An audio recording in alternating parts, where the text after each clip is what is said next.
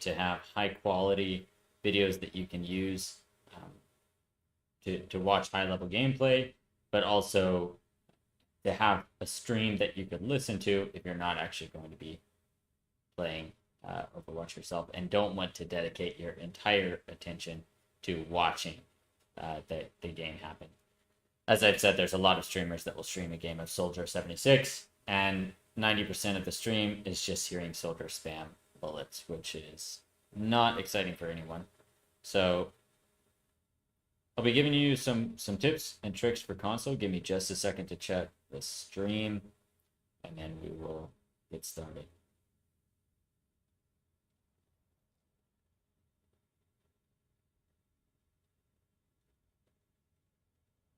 All right, looks like the stream is looking good. Connection is good. Stream key is good. Great. All right, so if y'all have any questions, let me know in the chat and I'll get to those specifically. But with that, I'm going to hop in a queue and start walking through the console settings that I use and that you can use in order to maximize your aim. So right off the bat, the first thing that I would say, if you're on console, you want to be on this frame rate mode. I'm in resolution mode right now because I'm streaming, but I'll change it to frame rate when I actually start the game. It won't change the textures or the shadows or anything like that. It only changes what resolution and frame rate your console is targeting. So that's the first thing that I would mention. The second thing that you'll want to get into is specifically, regardless of what kind of sensitivity you run, you'll want to check your aim assist settings here and your aim technique, which is going to drastically affect how your actual aim assist and aim in general feels. Every soldier needs a cause. So we'll get that back to that in a minute, but for now, I'm going to give you some commentary on a payload game that I'll be playing at Shambhala Monastery. My first tip for this map is that if you're playing anyone with vertical mobility, like Baptiste, Lucio, anyone, this little rotation over there, there's actually a nice height that you can play to begin with. I won't do it because it's open queue and because they'll most likely have a diva who will just make that angle unnecessary, but it's a good one to keep in mind. So you'll notice that I do a lot more preemptive reloading and therefore a lot of reload canceling. I definitely heard a Sombra here. Yeah, they do have one. I'm surprised she didn't take that route. She's right next to me. There she is. So I think I played that well, but I wish I had gotten the kill. Yeah, she'd still buy me, and now she hacked that, so that sucks. I'm just gonna leave her. I don't want to waste too much of my time. I should have LOS'd her and just hugged the wall. Unfortunate. I spent, as you can tell, a lot of time actually interacting with the Sombra, so she had a lot of downtime, but so did I, which is not really the ideal. So checking their comp here, they have enough tankiness to kind of walk on us. We don't have as much sustain or support, really. I don't know where the Sombra is, so I'm going to be kind of cautious. I could have potentially gotten that kill. Yeah, Sombra's next to me.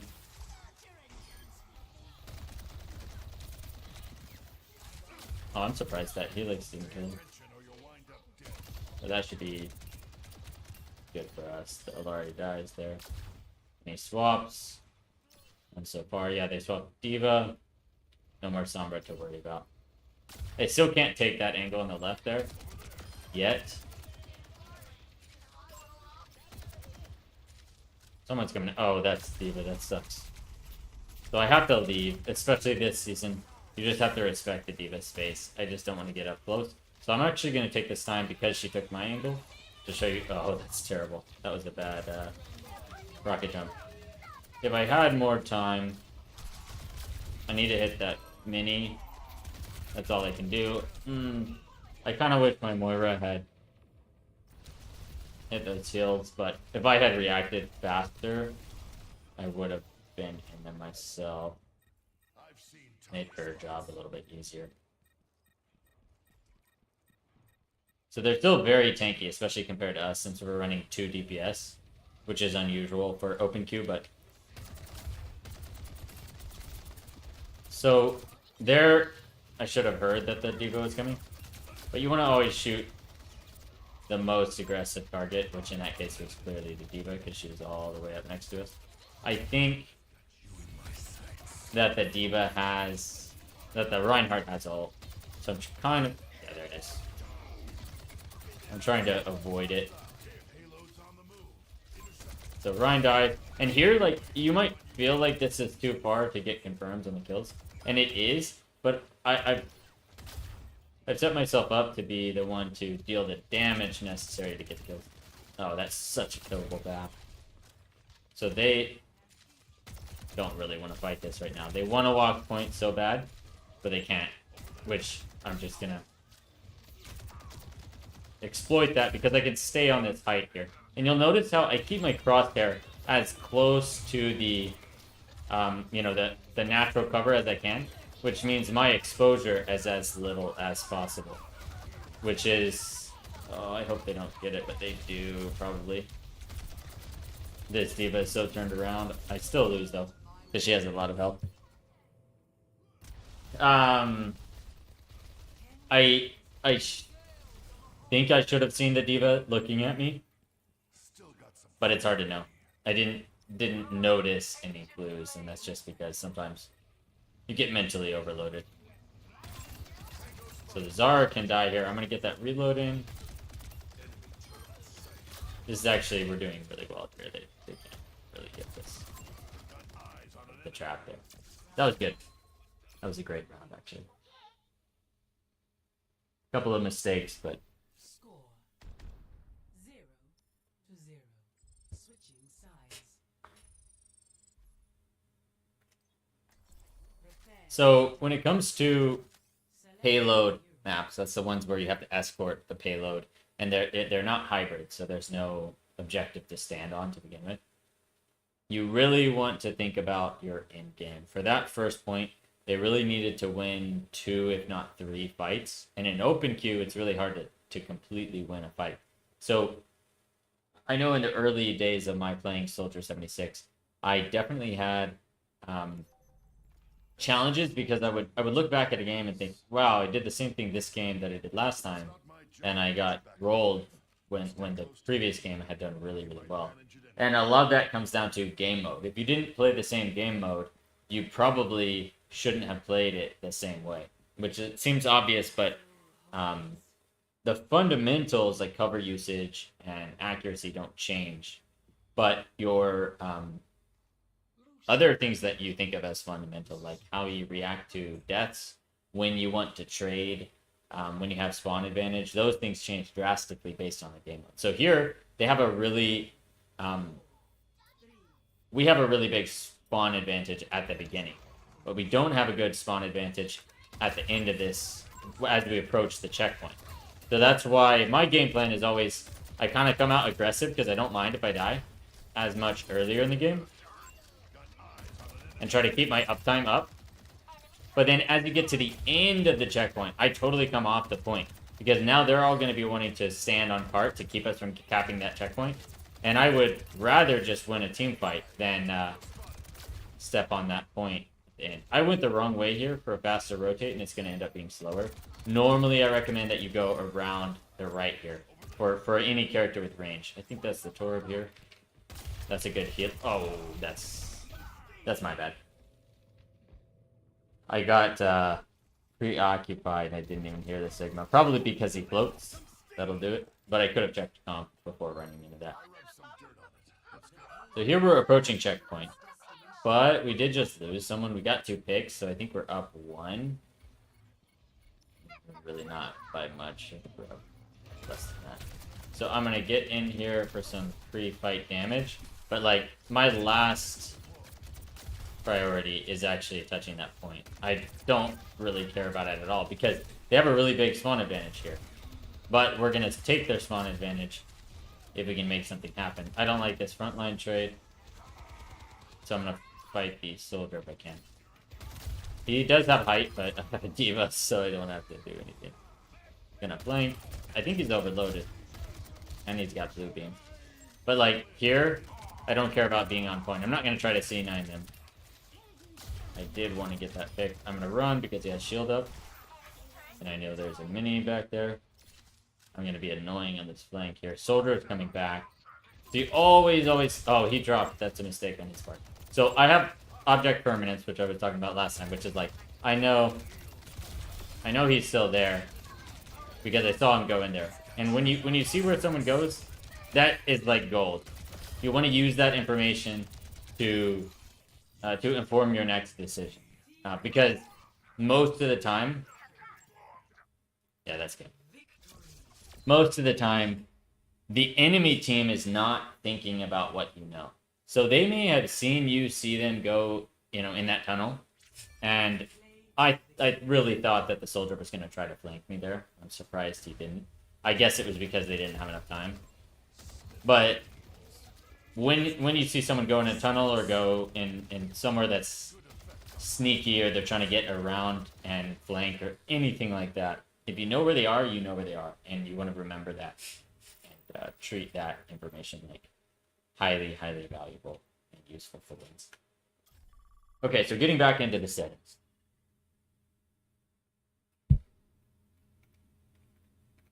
If you are on a controller, which you shouldn't be using mouse and keyboard on console anymore.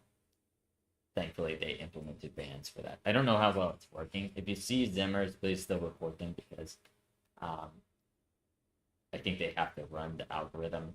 So for some context, Overwatch banned Zim, I want to say 2-3 months ago, and previously it had always been sort of unofficially against the rules, or officially unofficially against the rules. They hadn't said anything outright against it, but they had specified that unapproved peripherals are obviously not allowed. So the implication being, if you're not on a licensed Xbox controller, you're cheating. Okay, I have the soldier from the last game on my team now, which is nice.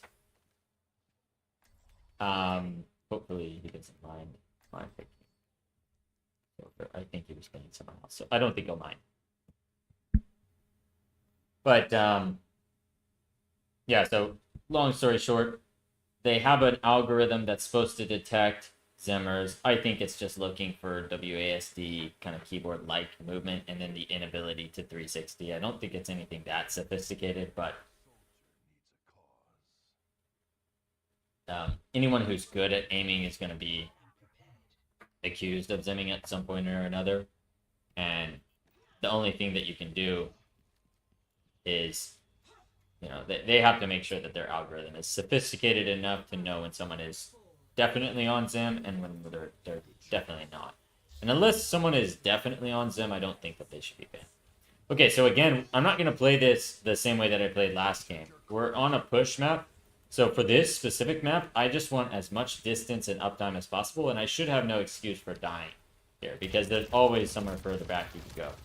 I'll have to be up against a lot of dive, and I wish I hadn't charged that. I was trying to land it behind that guy. I knew this Doom was coming after me. And he should be... He has punch up at block again, but... Anyway, he's less effective than he wanted to be. Almost got that Reaper. In open queue, you really have to be constantly taking small, minor off angles. I had to dodge that poke, otherwise I was dead. And I'm really trying to get... Oh, shoot.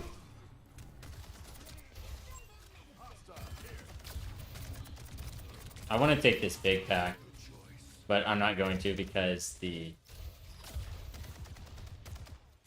tank kind of needed it. She didn't take it, or Arissa doesn't know. There is one, which is okay. That's going to come.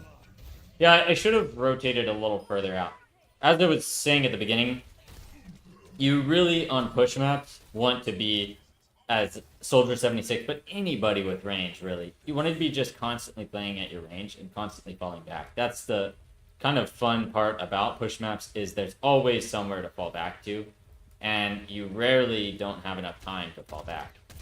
You have to make a pretty big mistake, like getting hooked by the hog. And I know there's a Reaper on my left.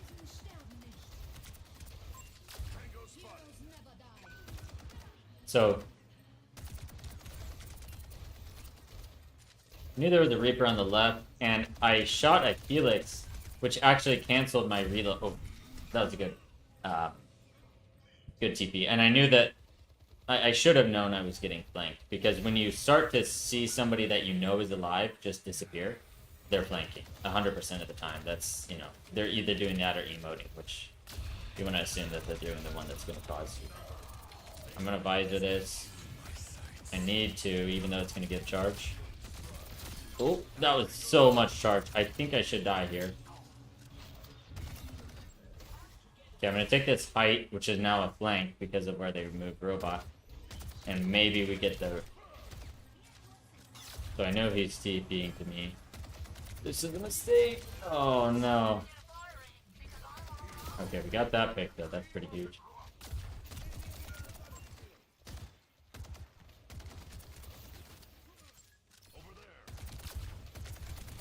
So there's still a Mercy in there. The Doom is back. Mercy's trying to res. He didn't get it. I am pretty impressed that those shots are connecting. Sometimes on console, the fun part is you just surprise yourself. I needed to hit everything there, including a few headshots, to stop that res, which was not bad. Zarya gave away her bubbles, so she should die there. I'm trying to ping that hog because he could get a pick there. Good job, Reap. No, he died anyway. I think they're... Oh no, I knew he was coming after me. Saw me shooting at nothing there. So the charge punch, and I apologize, y'all. The line of thought in this game can sometimes be kind of ADHD because there's constantly stuff happening. So I might be about to explain something about the Doom Fist punch, and then I get jumped by a Zarya, so I have to switch gears. I'm gonna visor for extra ammo. We can keep the pressure on. As long as I don't get hooked, I'll be fine. So, hog hook is a really tricky one. I might die there. Yeah, that's on me. I should have gone around left to where my team was. That's where the fight should have been, and that's where our escort time was going to be. So, when you're in a push fight and you die before your team does, ask yourself, was I near where robot was? Because on most game modes, you don't really care about the objective, you care about winning the team fight. But in a push game, the robot determines where the fight has to happen at. And so it's really important to... I could get that pick. But now I have to fall back because my Mercy needs help.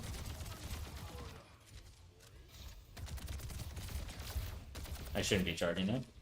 Okay, I was wanting to know where the... Oh, this is too close. That should kill me. Alright. I was way too close there. I was wanting to know where the Zarya was. That's why I left, because I saw her walking towards me, and I kind of figured she would just continue walking towards me. Once I saw her on main, I felt more comfortable, but I was still too close to that hog. So anyway, just keep my distance here. You'll notice I'm using the cover, even though I don't really have to do this, because we're in a tank comp. I think I can actually kill this. Don't quote me on that. Yeah, she dies there. Great job, team. Put heal station just to farm heals if anyone wants to stand in it. I don't think they will. So you have to really pay attention because they had forward spawn there. Oh. That is not paying attention very well. I should have checked comp and seen that Reaper was alive. But anyway, on push maps, pay attention. If they just had forward spawn, they're going to be coming back at the forward spawn every time. If they didn't just have forward spawn, then obviously they're not. But that's that's a really big contributing factor into how well you do in push games specifically is how much Reaper wants to ult. He died. Good. This fight is still winnable if I'm not mistaken. That's a big ult. Try to finish that hog first. Man, Mercy's around here somewhere. Oh, I didn't want to step in that way. Yeah, so Mercy's on our left here. She's dead. Is that a spot from Reaper? No. Spot from one of their tanks, I think. So, Hog could just drop on me. That's what I'm concerned about. Because if he wants to, he can just... So I need distance here. These heights are kind of oppressive, I'm not gonna lie. They feel oppressive. The only thing that's not oppressive about them, Reaper still has ult and he wants to use it. I'm gonna be careful. Oh, he died again. Probably because he was trying to go too aggressive. But anyway, the heights are pretty oppressive there, but the benefit is they're kind of choked out. Oh, he's not as low as I was hoping he was. Oh, he needs to die before he kills our Mercy. I'm gonna get this robot moving a little bit.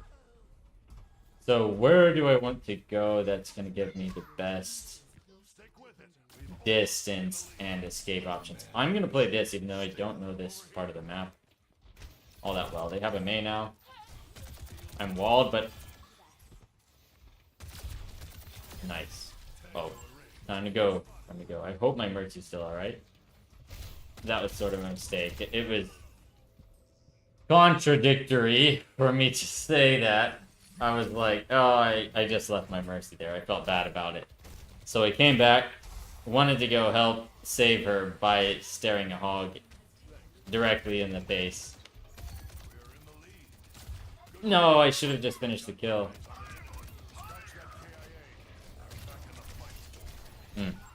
I needed a lot more accuracy and headshots on the Mercy to get that. Was very doable, but... Anyway, what I was saying about the Mercy save is, like, I left my Mercy to die and decided I didn't like that, so I went back to go help her by looking at prime Roadhog range, which is like...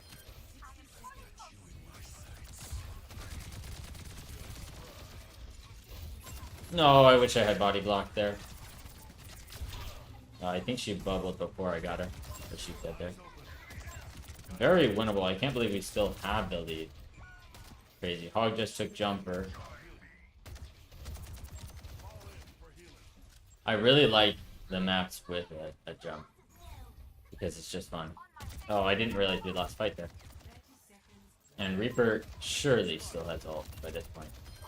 Dead. I haven't seen him use ult, but maybe he used it last fight and I wasn't paying attention. Someone can let me know in the comments. Did I just check tab while I was shooting? Let's see if I did it. That's too close.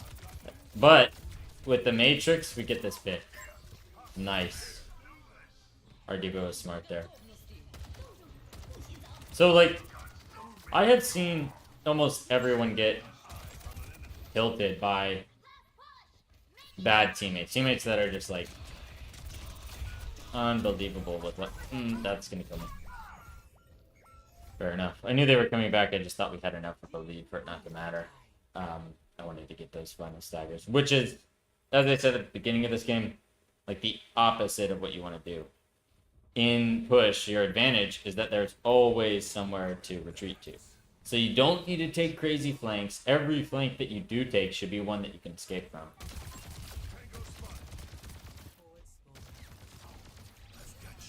This flank is one I can escape from, I'm pretty sure. Yeah, this should be game over for them. Oh no. But yeah, that's game. He was throwing that off. I'm getting res. Maybe I am needed here. No. Anyway, sometimes people get tilted just because they're, you know, their teammates aren't behaving how they expect, but I mean, that's okay. Oftentimes, you just want to think about what, what you think they will do. And if they do something that surprises you, that's great. If they don't, that's alright. Alright, I'm going to check the stream and then get back into another queue. And just make sure that my audio is coming through still. That's great. That's great.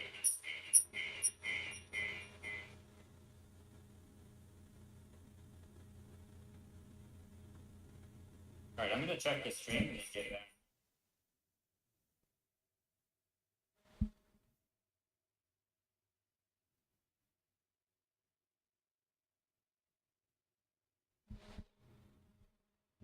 Okay.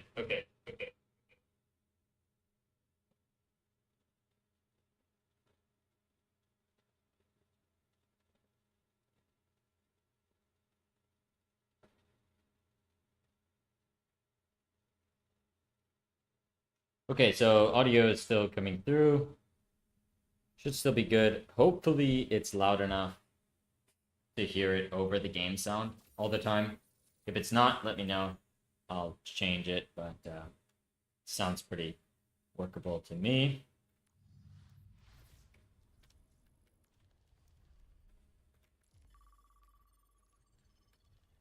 So you might be wondering why my open queue is so much lower than my actual DPS rank, and that's just because DPS does not do well in open queue. In general, you have to put out a metric crap ton of damage to win a game in open queue as a DPS.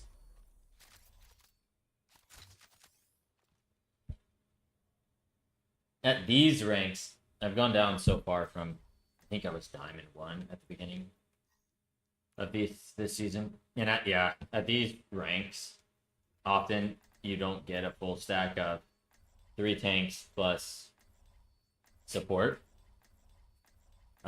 But if you were to go up against 3 tanks plus 2 support on the enemy team, it's just really, really hard to break through that. I don't really consider it a completely fair game unless that's what I'm up against, because that's the challenge of open queue. So we will, before I end the stream today, get through the rest of settings. I know our queue times have been pretty fast. So another push map, I'm going to play this the exact same way that I did at, what's the new one called? I don't know, I'll remember it later. But same exact thing. You just want to deal damage, and you should be constantly retreating when you need to. As anyone with range, but really anyone in the game. Okay, we just lost 2, so we will need to retreat. I don't see any vertical mobility on the team at all. He should charge me. Just leaving. Oh, that's a good charge. Be smart for that. I think I still get out though. Oh no, not like that. You might wonder, like, why did I put heal station there? Because I wasn't gonna feel comfortable standing anywhere else. Like, find one place in the next 15 seconds where I'm standing in the same place safely and don't need to run.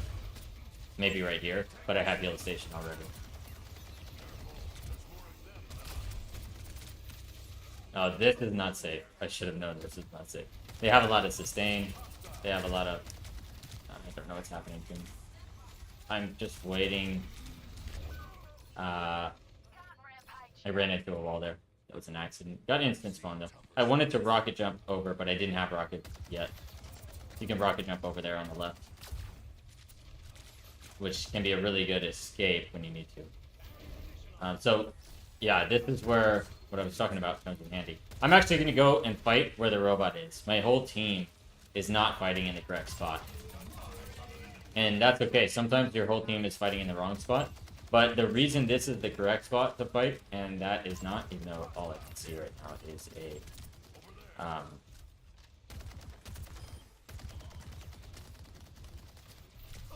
Oh shit.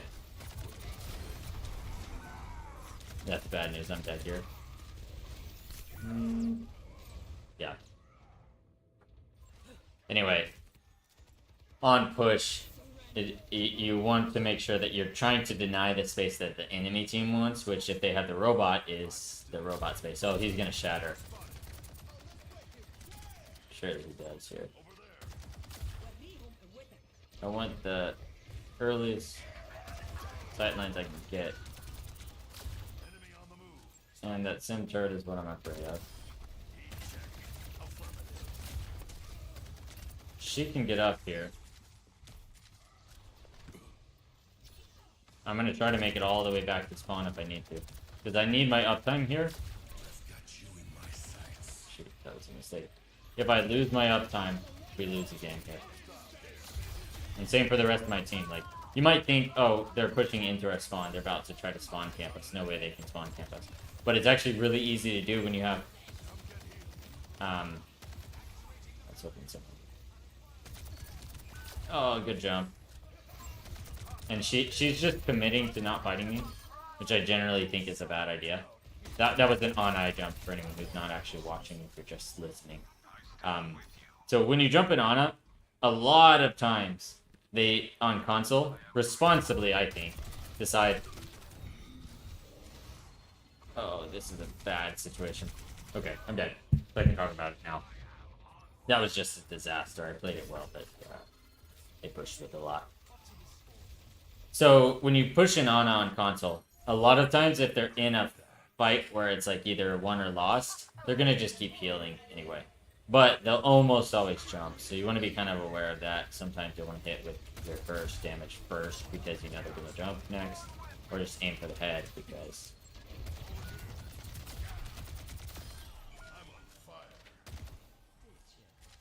Oops. All right, so robot is telling me where the fight is. I'm gonna try to get there.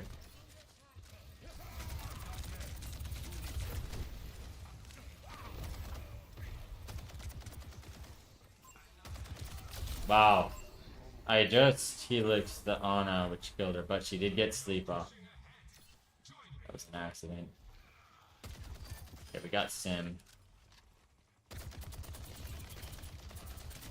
So you might wonder, like, where should we fight now?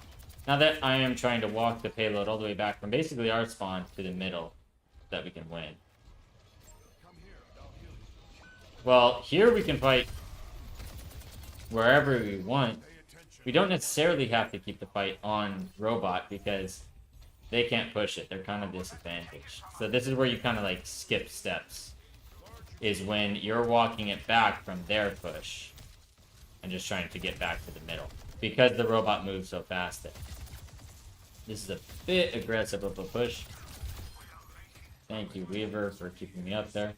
I'm gonna visor from behind here so that the... Is it a wide visor? I don't think so. But the Doom played it so poorly that I... Oh, I thought he was dead. I thought the Harissa was dead there, but... So anyway. Now that we have robot, I'm gonna push up even further just to get some pre-fight damage. But ultimately, when they do make it back... He's gonna try to charge. Sure. When they do make it back to the fight, I am going to fall back and take the fight to cart.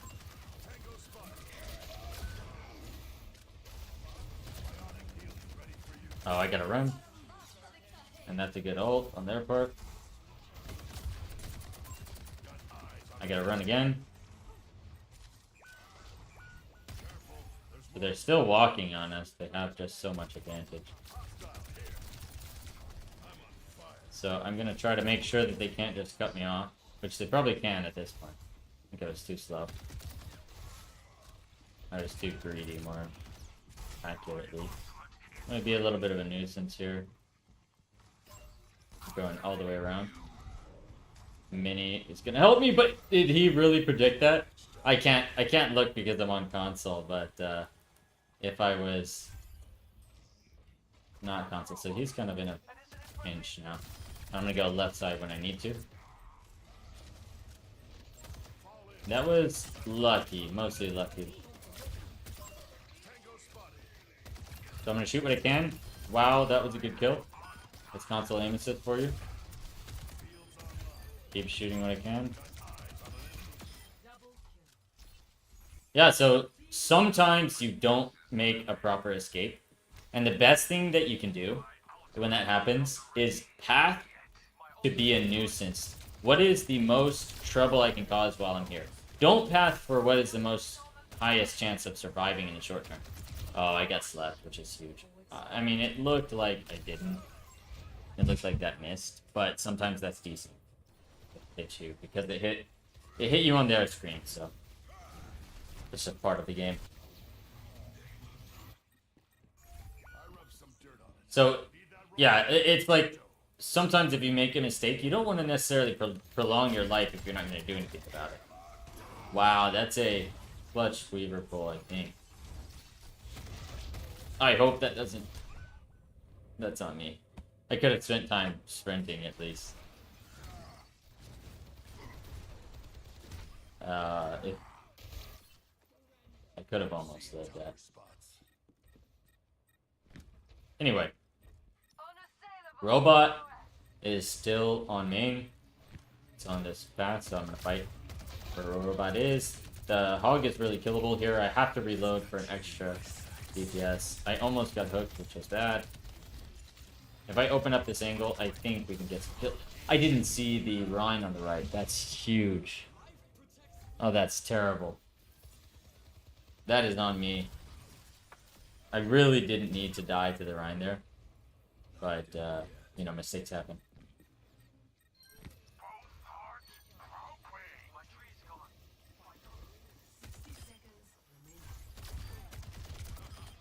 Okay, so we are about to be in a pretty tricky spot that I have to keep in mind, which is that we're going to be in overtime, and most likely we're going to be stuck pushing cart, which totally changes the dynamic. Now everyone on my team will be on cart, even if they don't have to be. I need to break that sooner. I had to reload, but obviously I did not like the lack of safety from... Ana's doing a good job LOSing me right now. We got the kill on the... What's her name? And I hope Ana repeats that. I used my Helix for info there, which told me like... Okay, that's Sim coming back from spawn. So she'll come from here. Surely. Maybe not. Oh, that's terrible. So she... That's crazy. She nanoed the tank and then just turned right back around. She powered her up and then totally turned right around. Okay, so that's a loss, but a lot of learning there. So when you get to overtime on cart and you have to escort, what I try to do as soldier is put heal station on cart if it's ever going to get value, and then just deal damage from as far back as I can. So it's kind of like stacking, especially in open queue. But it ends up being pretty impactful to the final game because you just dish out so much damage. You're close enough to your supports, at least. It's kind of making the most out of a bad situation. I don't think it's perfect, but it's what I tend to do. Okay, just got the boss card for the battle pass. Alright, I'm going to queue in and try to get you some more info on these settings. So aim assist strength should be 100. That's going to unfortunately control two different aspects of aim assist, which is not ideal, but while the settings are combined, this is the best option. Aim assist strength controls both the rotation of aim assist, so that means, you know, when a target is moving and you're also, you know, moving your crosshair, aim assist is going to rotate you along with them automatically, as strong as possible if this is on 100. If you're looking at a stationary target or a moving one, there's also aim assist slowdown, which is where your sensitivity lowers as you kind of snap onto target. And it stays lower the whole time that you're on target. Which means, unfortunately, that if I want to move, let's say a meter, I want to change my height. A meter is the wrong measurement. Let's say I want to move my height by, my crosshair should move up 1 degree. If I do that and move my crosshair up 1 degree while I'm not looking at a target, you know, it takes a little bit of lean from my joystick. If I'm on target though, it'll take a lot of lean because it's slowing down my sensitivity because my aim assist is on target. So it's unfortunate, but I still recommend strongly that you keep it at 100% no matter what, at any level, whether you're bronze or completely master, because the aim assist is instantaneous. It allows you to do inhuman reaction time when you're trying to track a target, which is really important. But you might run into some other challenges there, which I'll show you with the other settings you can really maximize. Oh, that's a Sombra, I'm dead. Got a little greedy. Happens.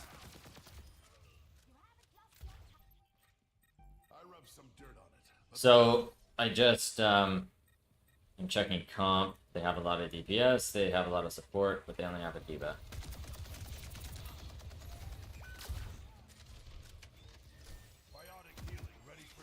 Going up here again. Their soldier's dead, but their Sombra's below me. Sombra's actually won. I'm gonna keep shooting at these guys because if I decloak the Sombra on accident, that's great. I'm gonna be listening for Sombra. I think she's left side. Gonna fight the blue beam soldier. I wish I could be further back, but I don't. There it is. I didn't want to drop, which is why I didn't use cover as well as I wanted to, because I have no other option. That was good helix.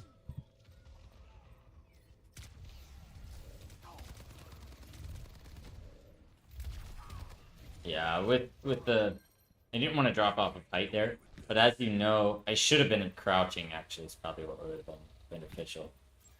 As you know, I always keep cover as natural cover is as close to my crosshair as possible, because that always means your exposure is as little as it can be. You get the same amount of accuracy, the same amount of potential target options. I see the diva looking at me, so I have to back up. And that's fair. If you see a diva looking at you and you feel like, man, I can't back up, she's not even doing anything yet, you're just wrong, especially in this season. That is insane. It must have gone under the car. Because it's on the angle, she must be... Maybe she looked up a diva spot? Anyway, next time I'm going to jump because these are hover cars.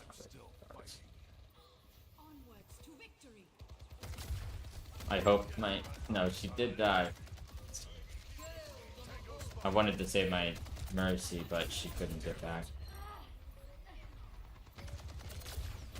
Okay, we can touch here, so this isn't lost unless we don't. That's unfortunate. Score 0-1.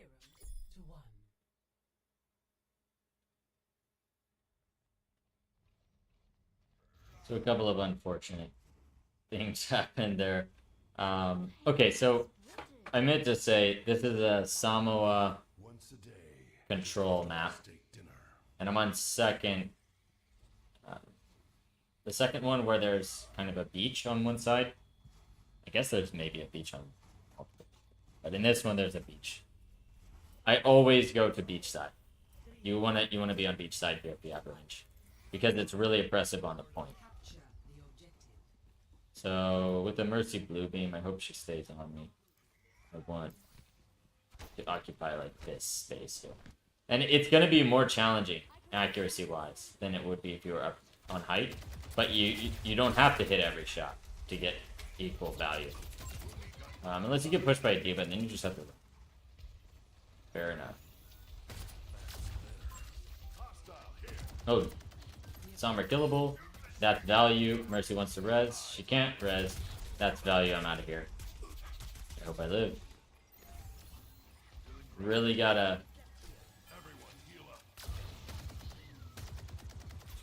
I'm right in the diva's face, which is unwise. So my big tip for DPS characters is count how much value you get. Like, call it out when you get value. And then just... I overexposed myself. So when you get value, you want to say, tell yourself what kind of value you got. And then slow down. Every time you get good value, you want to stop and consider, do you need to do more? And if you don't, in order to win the fight, all you need to do is survive and maybe do a little more damage. But you don't need to get another pick necessarily, because you've already made it that much easier on your teammates to get more. The times where I see DPS players getting frustrated is they're getting value, their team is not doing much at all, and they'll get frustrated because they're like, wow, I just did this, and now I need to do even more, and that leads to them dying. I'm surprised she lived that. There, she's dead. So that's a lot of value, but I'm actually going to call out, I don't think it's enough. I think I need to stay up and end this in order to win, because I think we lost enough. Wasn't counting deaths perfectly. Now, by this point, we've got it, but I needed to do a lot there to win. But just tell yourself that, like, make sure that you're not causing your team to lose because you're trying to pump out more value than you actually need in order to win the team fight. Because that's ultimately going to lead to you dying. Oh, Soldier's so won. And if you die, all of a sudden your value gets a debt factored in as well. Wow, that's crazy. You don't want to accumulate value debt on your after getting a bunch of picks. Soldier can die. Oh, that's inaccurate on my part, but I ain't got this clown. Oh, he's blue beam. That's bad. Get out.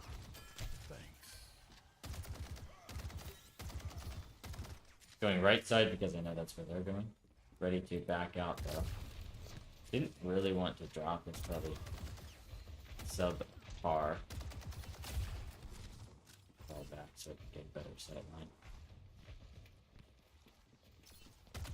Diva's going that way. So where will I go? Beach. I kind of wanted to take damage there, but I couldn't. I'm gonna hit big pack. Oh, and it was enough, maybe? Yeah, I think so.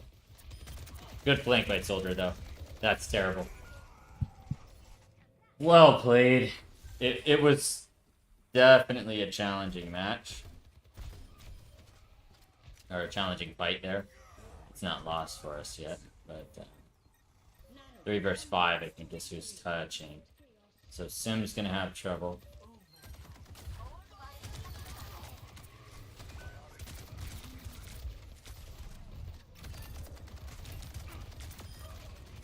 That's pretty crazy.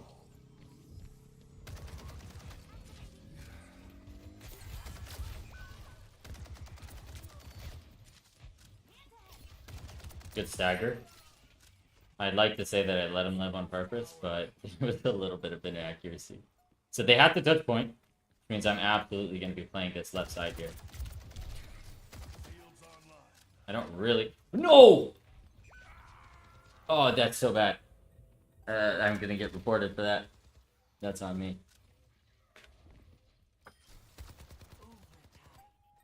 Alright, I got to get back into the fight. I meant to rocket jump that to get up on the height.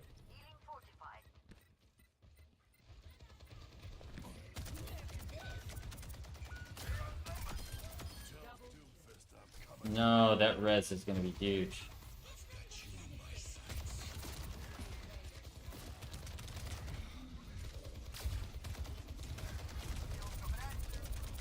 Wow. Great job, Mercy.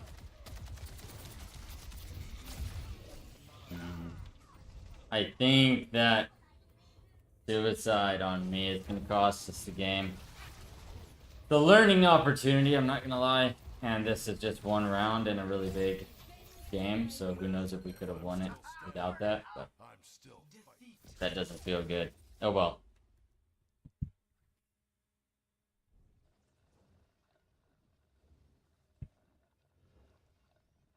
Play of the game. Yeah, this guy played wrong.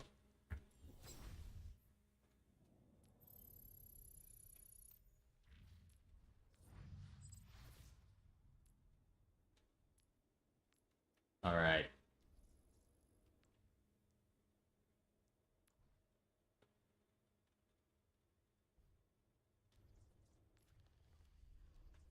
Definitely want to make sure that I get through these settings, so I'm gonna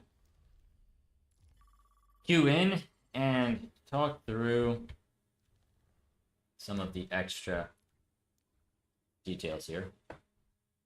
So I explained aim assist strength needs to be on 100, but aim assist window size does not. So for soldier, as you can see, I play on 0. I play on 0 aim assist size for most characters that are not projectile, because you'll notice that even aim assist. So what is aim assist window size? It's the space around your crosshair that activates aim assist. So it's not about the space around the target. That's a misunderstanding. It's not like Tracer or Genji or whoever has some sort of extra hitbox where aim assist kicks in. It's aim assist window size is the size around your crosshair that aim assist kicks in at. And what's important to understand about that is that it's just it's a number of degrees in your field of view, effectively. It's the space on your screen on your crosshair, which means the further and further you go away from it, the the further range you're fighting at, the more wide aim assist window size becomes. So I have tested in practice range the different options for aim assist window size. And for anyone that is pinpoint hit scan, I cannot recommend enough. 0% aim assist window size is what you want to be playing on. I guarantee it. But you're going to need other settings to complement it, because when you're at range, what an aim assist window size of 0 is going to allow you to do is the kind of crazy lock-on shots you've seen me make, which is like the target is moving. It's a Tracer or a Genji, and they're moving, but like my crosshair just sticks. It means like you're going to have the most sticky crosshair that is possible for the longest amount of time, and you're just not going to be able to miss much in that way. The challenge is that you have to be able to flick onto target as fast as possible. And if you get off target, you're going to notice that like it feels really jittery. It's going to be like, you fly right off the target. And often I use that word, you do fly off target when you're using these types of settings. That being said, I really think that's okay. Sometimes that's going to happen and you're going to miss the target because of it. But when you're shooting at a Mercy in the sky and you play on these settings and you get used to them, you're really going to notice that you can hit shots that someone on console wouldn't hit with the different settings, and you're hitting shots that someone on PC would absolutely never be able to hit, because you're constantly getting instantaneous reaction time from the aim assist kicking in. So it's literally inhuman if you have the right settings. That's why I play characters like Soldier, because Soldier, BAP, anyone that's tracking, even Zarya, for example, they can instantly react in a way that even PC players cannot. The only other thing I wish I had is the ability to 360 in less than half a second, but you can't win them all, I guess.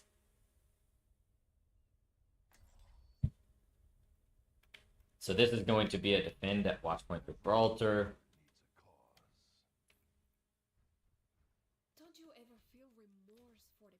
So aim assist window size should be on 0. I have more thoughts on projectiles.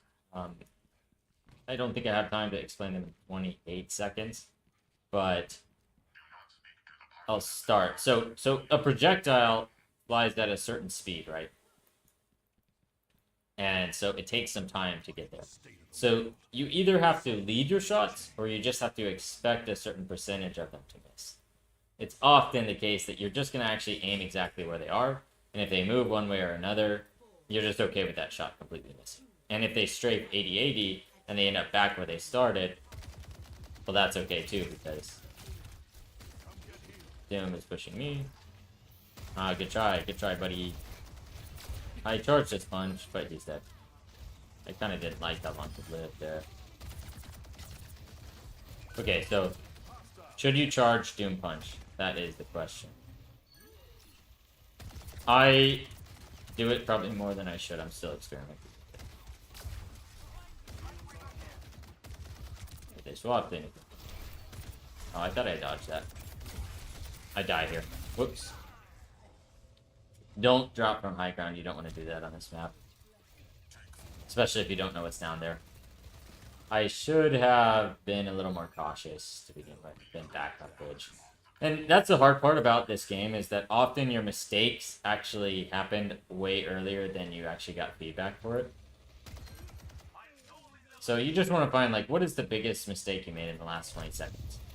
And I'll just learn from that one. I'm not going to learn from every mistake that I make, because some of those are just not going to be applicable. The monkey wants to jump, and he has the health to do it. So I'd like to do far enough to run away, but... Oh, wow, he got low. That must have been a ball or somebody. Doom dies here.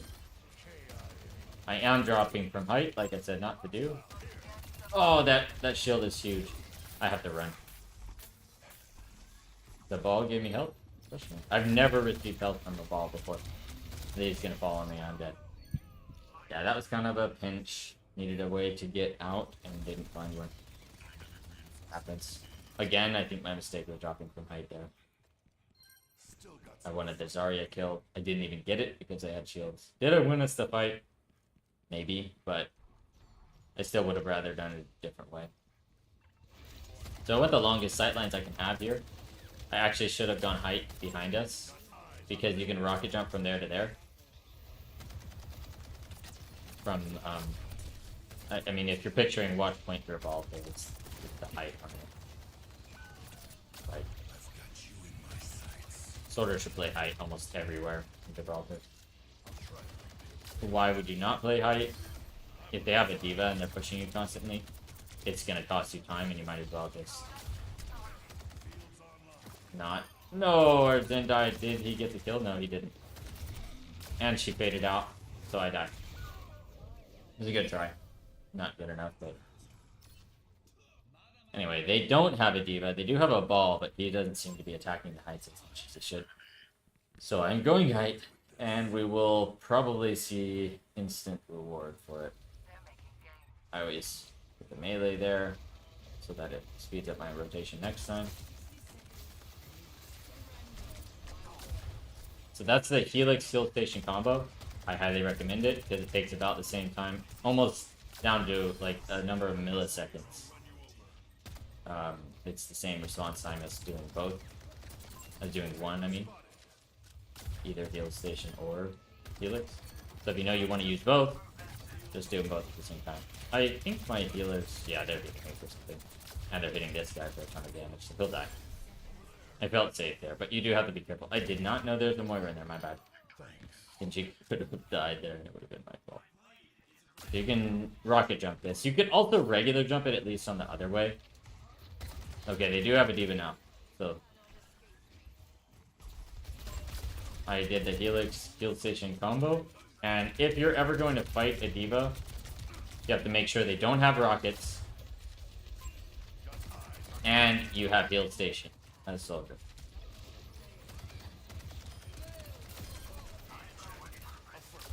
Helix Field Station combo, but I didn't have Field Station yet, so I did that a little too early. I'm gonna run out. Oh, that's huge. So I just want to live. I'm probably going to run. So like when you see a Lucio ult come out, your response in most cases should be to ask yourself, should I try to get a kill? Is anybody possibly killable? And how safe am I? Same for like Lifeweaver Tree, anything that yields a lot of sustain for the enemy team, you want to check, is this going to kill me?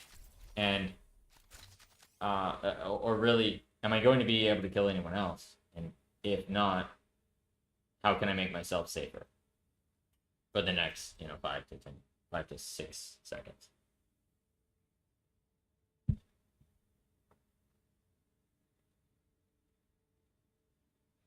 Tammy Teriyaki says we did that without 5 tanks, and they're right. That's pretty crazy. Every soldier needs a cause. Okay. So while we're talking about aim assist ease in, right?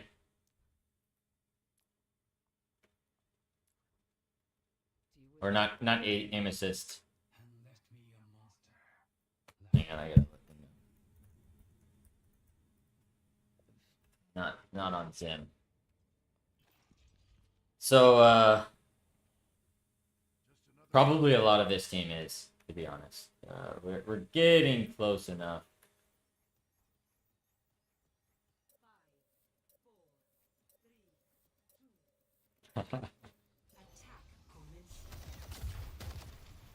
So I'll get back to the aim assist window size.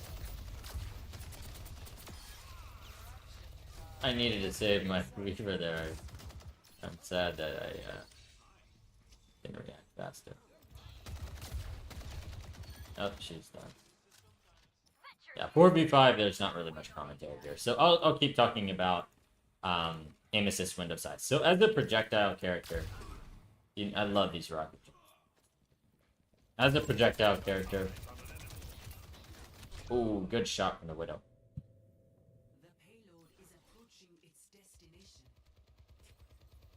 As a projectile character, you either have to lead your shots or you gotta shoot for where they're at and just hang on, I wanna know what this. Play of the game.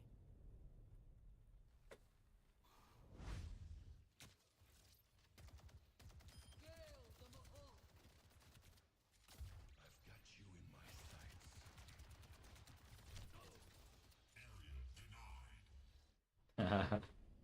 All right, so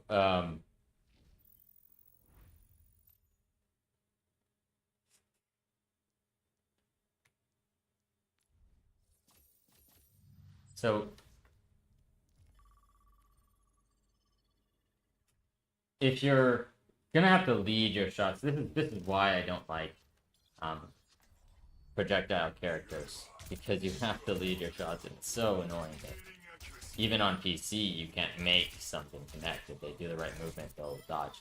That's why I love dodging as Soldier 76. I hate jumping, and you should never jump as 76, because you can react really, really well to almost every projectile in the game, with the exceptions being like Sojourn and Aritha's spear. Sometimes you can't dodge that, but most things at most distances, you can just totally walk out of the way, and there's no way that they can hit you with everything. Whereas I'm not disadvantaged in that way if I'm dueling Genji. Now, Genji can do something with his shurikens, and other characters can do a similar thing where they shoot a shuriken. They kind of do a fan pattern, even when they're not doing the right click. They're fanning their shuriken so that one will at least hit you no matter where you go. So it looks like, look left and look right, something like that. Every soldier needs a cause. Kind of the same thing that you would do if you imagine you're a soldier and you're trying to get a Sombra that's 1 HP. So there's options for projectile characters, but in general, the downside of projectile is if you aim where they're at and they're moving, you're going to guarantee that you will not hit them. And that's why aim assist is so bad if you have the wrong settings and you don't understand why. Because they have a Junkrat, and we're defending on a hybrid at Blizzard world. So you've got to make sure that your settings are correct for your projectile heroes, and I'll explain more about that when we get out of this game.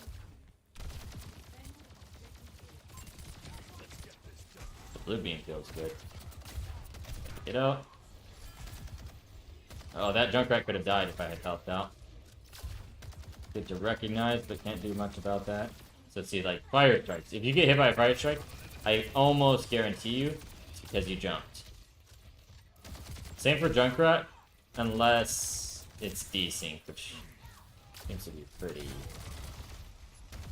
This is a bad rotation. I almost always die when I do this, but I'm doing it anyway because it's fun. I don't think I get out here. Yeah, okay. So, don't go in room if the enemy team is pushing up. In general, that's a good place for attackers. It's not good for defenders because you're kind of sacking your own life. It's very hard to get out. This is, again, on Blizzard World Hybrid. So I'm going to take this height because I know they're trying to walk into point. When I'm moving, you'll notice I almost always just send a helix and then sprint.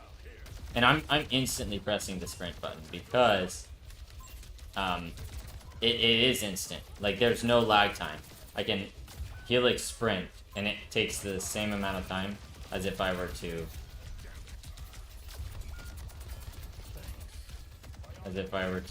Oh, that's terrible.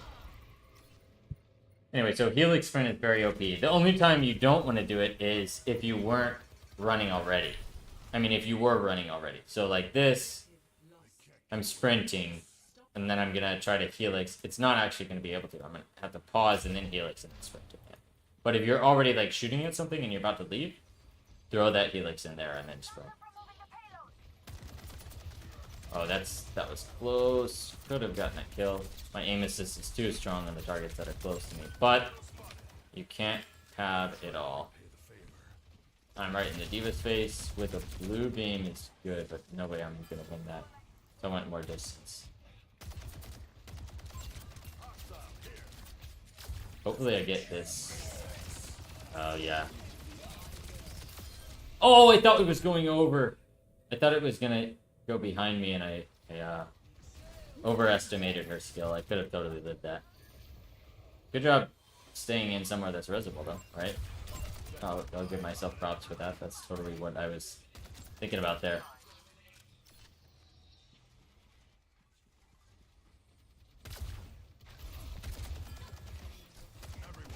Too far, there's no point in doing that.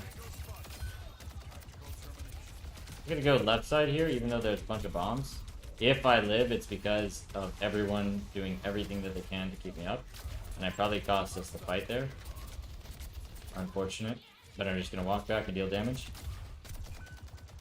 Keep as much distance as possible. They don't actually want to fall off the edge, literally, so I have to be careful. But yeah, like as much space as I can get. That is what you want as soldier sometimes. I gotta go height, because otherwise I can't do what we need to do, which is get this confirmed on the... What's his name? Junkrat. I still have the Mercy Pocket, so we can win this, especially if I don't get discorded. As long as the Mercy is on me, at least at this level, I think. If the D.Va knew how to save her cooldowns, if she wasn't an open queue D.Va instead of a real D.Va, then... There he is, I knew he was coming.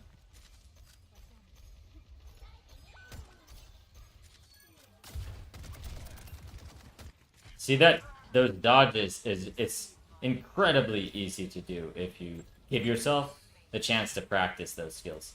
I thought for sure he had a trap somewhere around here, but no. Yeah, they have a Zarya now.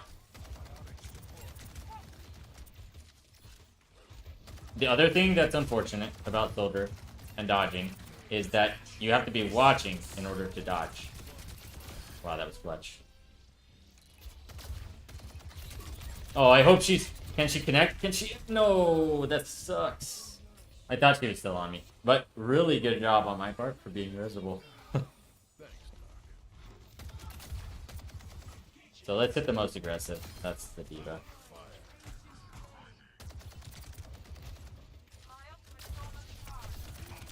Oh, he was almost killable. Ball wants to go for it, so why not? Why not me too? Oh, this is too aggro. But this, I don't know, maybe they haven't lost anyone in a little while, so they're all here. Forced out trance, that's value. Unless somebody else did that. But I think it was me. There's the sleep. That sucks. If I had Helix melee'd instead there, I think I would. Yeah, that was funny. So for those who don't know, Soldier Helix Melee is still very OP. And if you have bullets in your mag, shoot Helix Melee, takes the same exact amount of time, and assuming that you're lined up, which you should be, you're gonna deal an extra, 19 to even twice that if you shoot them in the head. Okay, so we lose here. I'm okay with dying. I would like to trade out like that. If I had been playing better, I would have been falling back. As Soldier, that's pretty much one of your #1 jobs, is to successfully fall back. Even though you have legs, sometimes you have to go on a flank that risks dying. Oh, they're all on me, huh? I just used the cover, but this is a bad place to be. I kind of cost us that point, probably. We're gonna have to restabilize, and it's not fair for me to put my team in that position, so. Oh, that sucks. This is a really gnarly head glitch, though.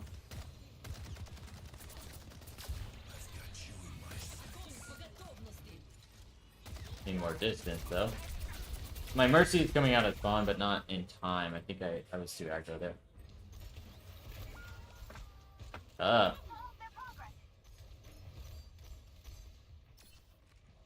Still got some fight in me.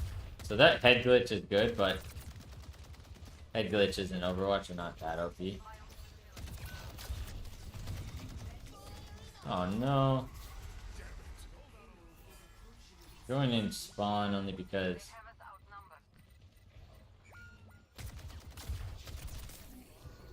yeah, that'll do it.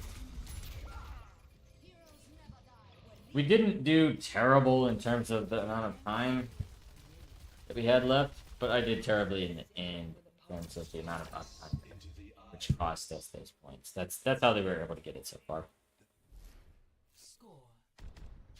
Anyway, let's get back to the settings because I want to make sure that I get talking.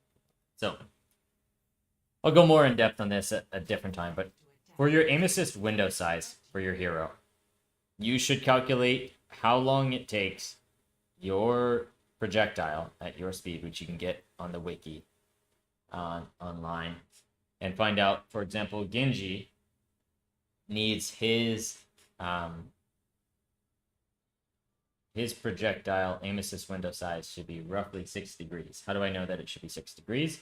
Well, because the most that he would ever want to lead a shot is well defined based on the projectile speed. It's the same amount for every single character, no matter what, every time. It's the same for every projectile that moves at the same speed. It's going to be well defined. So, like, for your hero, you can make this calculation, figure out exactly what your aim assist window size should be. Maybe I'll put together a calculator that y'all can use. It'll be easier than sharing the math. But for Genji, aim assist window size around 50 is what I've found to work pretty well. That's the sweet spot where it's about 6 degrees. And you can lead your shots, but you can also aim right for them if you want to. But see, look at those dodges.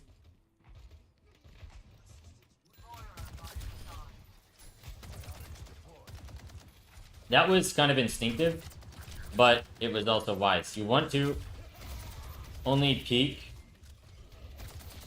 a little bit. Every time you first peek for just a split second. And this gets worse and worse and more necessary the higher you go in lobbies. Because there could be a Widow, there could be a Zen charging right click. I think I'm in a shit sandwich here. But we will see if I can get a pick and trade out, make it worth it. Force that lamp, value. Killed the... what's his face? Do they have another tank that can stop me? I don't think. Oh, they do. I was hoping they didn't have one of those. I wanted to check tab, but then I got assaulted by an eagle that tried to kill me. This is a Blizzard world, so there's the little eagles that go around on the Minecraft carts. That was pretty darn good value, I'm not gonna lie. Just needed to not die. Like, if I had just straight up booked it, just run back to my team after that kill, we would have probably won fight. I don't know if we lost too many before then, we possibly could have. But, like, if there was a way to win that fight, that could have been it. That's why it's so important to tell yourself when you get value. Because, you know, value is value. And if you can just quit while you're ahead, your team can pick up the slack. They have their cooldowns. They have their safe positioning, hopefully.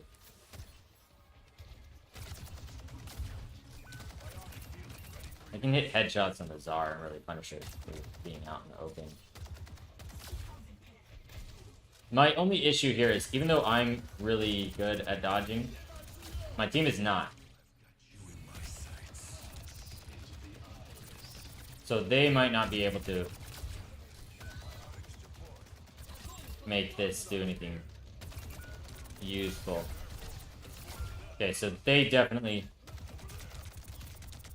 Holy, I'm cooking. Oh, but the D.Va can kill me. D.Va can easily kill me here, I'm dead. Didn't hear that happens. But we do have a spawn advantage, or significantly. So my trade there was not bad. I killed the Zarya, who's back by now, surely. And then I nearly killed the bat, and he threw a lamp, which is probably only just now back. Yeah, that's one back kill that we probably couldn't have gotten if he still had lamp, unless he was trash. That was well played by this junk. I don't need to get that kill myself. We have plenty of guys up. I'm gonna push up though. I want to get this early DPS. And they cannot kill me unless they hit me with good Zen spam. And they didn't, because I dodged it, thankfully. And they do have a D.Va, so I'm running. I ran too late though. They should have run to the right. You gotta really respect the D.Va. She's very good in open queue. We have a lever on our team, but that's cool. And if you don't have a D.Va in open queue, I admire your courage.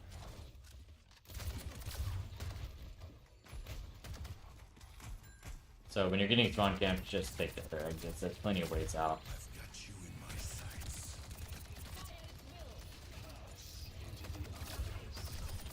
Am I charging them? Yeah, but I'm okay with that for now. It's not like the full charge is really gonna hurt us. She's gonna spend the rest of the game full charge unless she's dead. Oh shoot, I needed to get that kill. Where's the Tsar? Good try. Still have 2 minutes, so if Duckman gets back, we can win this. Hey Kim, how's it going?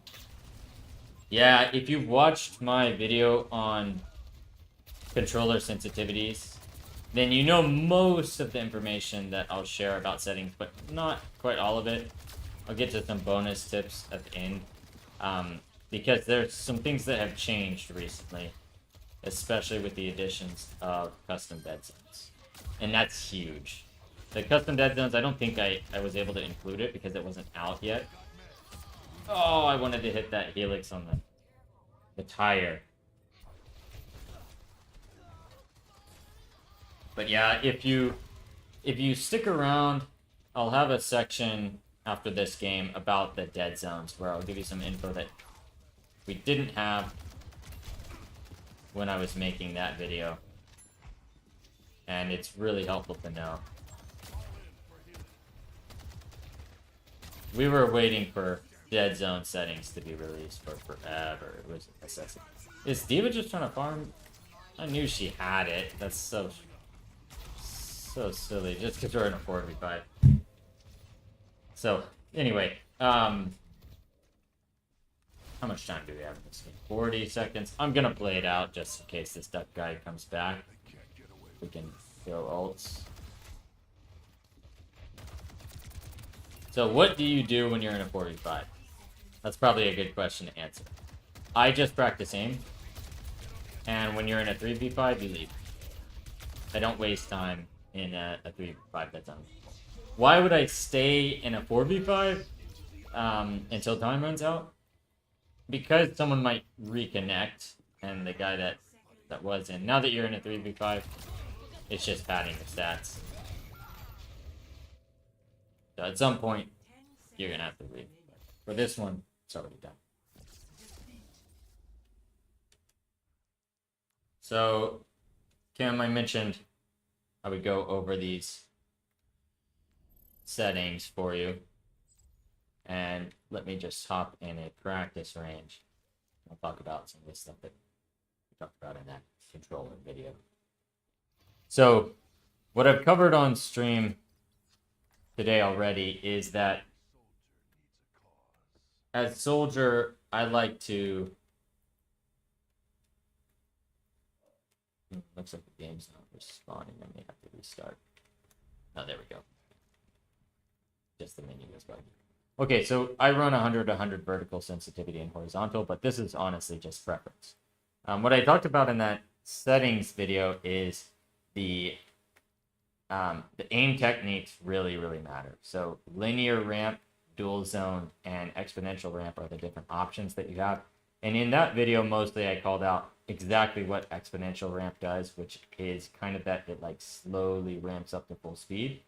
And that dual zone has a very slow response time. For the center, it doesn't respond at all. And at the edges, it gives you your max sensitivity. So kind of viable, but not really viable long term. If you want to be the best, dual zone is not going to get you there without using aim smoothing, and even aim smoothing has some drawbacks. What you want to be able to do ideally is the pole test. If you pick any kind of pole, it could be a light pole, it could be a even a barrel. So something like this. You want to be able to keep your crosshair on that while you rotate like this at close range. If you can't do that, then something with your settings or your controller is limiting you. That doesn't mean if you can't do it perfectly, then you're not going to be top 500, but it means that the closer you get to being able to do that well, the better you're going to do.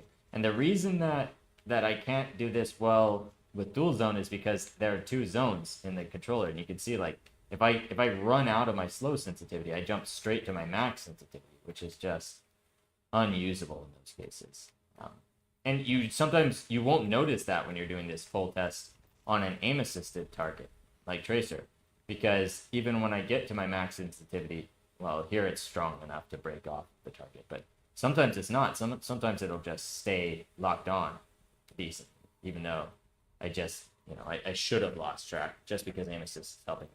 And in a real game, aim assist won't help you that much because people are going to be moving unpredictable. So I do not recommend dual zone. I recommend it highly to beginners that are just starting out the game, but eventually you want to get to linear ramp. Let me just briefly talk about what exponential ramp does, which is that it like slowly ramps up, but there's no quick jump to the max sensitivity.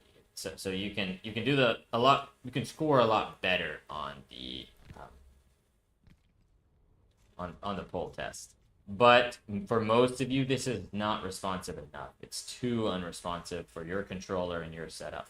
But sometimes your sticks will affect that. Actually, it's important to understand that joysticks are not all made the same, and they actually have some form of either a linear or exponential ramp built into the sticks. I'll talk about and maybe whiteboard exactly what that actually looks like, but basically for most joysticks, mine included on a Stealth Ultra controller, it's really not consistent across different sets of sticks, and mine have a very slow response near the middle and a higher response or precision. It's actually kind of the opposite. They have a slow polling rate near the center of the joystick, or a small resolution and then a very heightened resolution at the edges of the joystick, which equates to it starts off really responsive and gets less increasingly responsive as you go toward the edge of the stick. Meaning that, like, if I'm halfway on the joystick, it's here. If I'm 3/4 of the way, it's only a little bit faster. And if I'm 7/8 of the way, it's pretty much indistinguishable from 7/8 versus 3/4. Whereas if I'm right here in the center of the screen and I'm 1/5 of the way, then I jump to 2/5, well, now that's instantly recognizable as that's a totally different speed. It's probably twice as fast. So anyway, that's a whole rambling, but point being that exponential ramp and linear ramp are the two that I would potentially recommend at this point in the game now, which is different than my original settings video, because we have dead zones. We have access to dead zones now. So I use linear ramp because I feel like it fits my sticks better and it's more responsive, which allows me to do pretty well on this pull test. Like, I can stay on that pretty consistently. The most common time when you're going to get off the pull is when you're changing directions, because that's really a skill thing of can you sync up with what your joystick is doing. Not only your right stick, but your left stick. So what should you set your dead zones to? This is probably important regardless of everything else that we've talked about sensitivity. You don't have to understand really any of it. What you do have to understand is your dead zones need to be set, and they should not be on the default. I cannot emphasize this enough. You'll see what I have mine here as, and if you take nothing else away from this, use my left stick custom dead zones on every character, no matter what. It does not matter who you are playing. What you want is your left stick custom dead zone should be set to override. If you do disabled or add, disabled is obviously not going to do anything. Add, I think, is bugged to where it won't do anything either. And if you have it on add and it was working properly, I'm pretty sure that would just make your default dead zones even higher, which is obviously the opposite of what you actually want. You want your dead zones to be lower. So override is where they should be for everyone. Left stick custom dead zone inner should be all the way at 0 for everyone. I don't care if you are a master, grandmaster player, or a bronze player. These two settings, override and 0.00, should be on. Why do I say that? If you've played Warzone or any other aim assist related video game, you know that if you have stick drift on your left stick, your movement stick, not your right stick, it will cause you to get to get aim assist activated no matter what. So let me show an example of this on the training bot. So if I didn't have aim assist activated and a training bot were to cross in front of my crosshair, it's not gonna hook on like that. If I'm not moving and I'm just standing still, it's not gonna move my crosshair at all if I have no motion. The reason that it does this while I'm just standing still is because I'm technically not standing still, and my right stick has a little bit of drift too. But if you were to look at my feet, which I can't see on this character, most characters can't see their feet, but if you were to look at me in third person, I'm actually very slightly kind of slow motion running because I have that stick drift, and that's activating aim assist even when you're standing still. So that's super helpful. I cannot emphasize enough just how crazy good it is that they added dead zones for controller players. And if you set your left stick custom dead zone to 0.00, I guarantee you will improve your gameplay by a significant margin for free. You'll thank me later. So what should your outer dead zone be? This one is open for debate. So a lot of the best players on console, like Hope, will say you should try to get this down. I think he was playing on 70. Yeah. So Kim, I think you're talking about your right stick custom dead zone outer, or maybe you are talking about your left stick custom dead zone. That it can only go down to 0.04 is the lowest it will let you go for the outer dead zone. I don't actually recommend dropping your outer dead zone very low. You could set it down to like this, and maybe your controller can handle that and it's still precise enough. But as you can see, I actually play on 1.0 for the outer dead zone because let me explain what setting your outer dead zone does. If I set my outer dead zone really, really low, what it's saying is like, ignore the outer edges on my stick. I want to be at full tilt, virtually full tilt. As you know, as soon as I'm at, in reality, 3% tilt. So what it does is it makes you have this ability to do like crazy 80-80 strafing. And not only that, but if you have a little bit of stick drift, a little tiny bit of stick drift, which I have virtually none because I'm on Hall Effect sticks, but if you have a little bit of stick drift, it will actually make it even worse. I don't think I have enough to be perceptible. I think it's not picking it up. But if you have a little bit of stick drift, it will make that stick drift a little more accentuated so that it kicks in aim assist more reliably than if you don't have that much stick drift, but you're playing at 1.0 here. Should you rely on that to kick in aim assist all the time? I don't believe so, because when you play on with the outer dead zone of something really, really low, it makes your movement really, really choppy and jittery to where like changing directions with precision is actually very hard.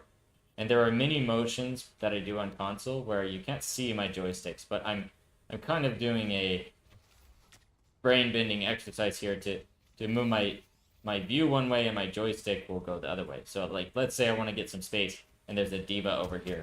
I want to be able to spin my joystick around so that even as I'm turning, I'm going the right way. I hope this is disoriented. Where the other like kind of bronze way to do this is I'm running away from the diva, I'm running away from the diva. I turn around and I'm running, oh wait, I'm not. I'm running towards the diva, I want to go forward. That's kind of the bronze way to do the same thing. So there's a lot of those motions that I'll talk about in a later video, but for these dead zone settings, I don't recommend keeping your precision and your outer dead zone for your left, which is your movement stick. I do not recommend keeping the outer one super low because it makes it really hard to make fine-tuning movement adjustments, which will cause you to run into walls. It will cause you to not be able to do those compound motions when you're running away from a diva. And even more importantly, there's this really important thing that I've been showing on stream, which is like your cover usage matters a ton. I could shoot at this bot right here, and that works great. But I could also do the more bronze way, which is where you shoot from out here. But as a Soldier 76 player, I'm always trying to maximize my damage while minimizing my exposure. And to do that, it means you put the cover as close to your crosshair as you can get it. You know, why would I shoot from all the way out here when I can shoot from right here and hit the same amount of the target? But if I'm on, you know, 0.1, 0.10 outer dead zone, it makes it really hard to make those fine-tuned adjustments. Like, I actually can't do it.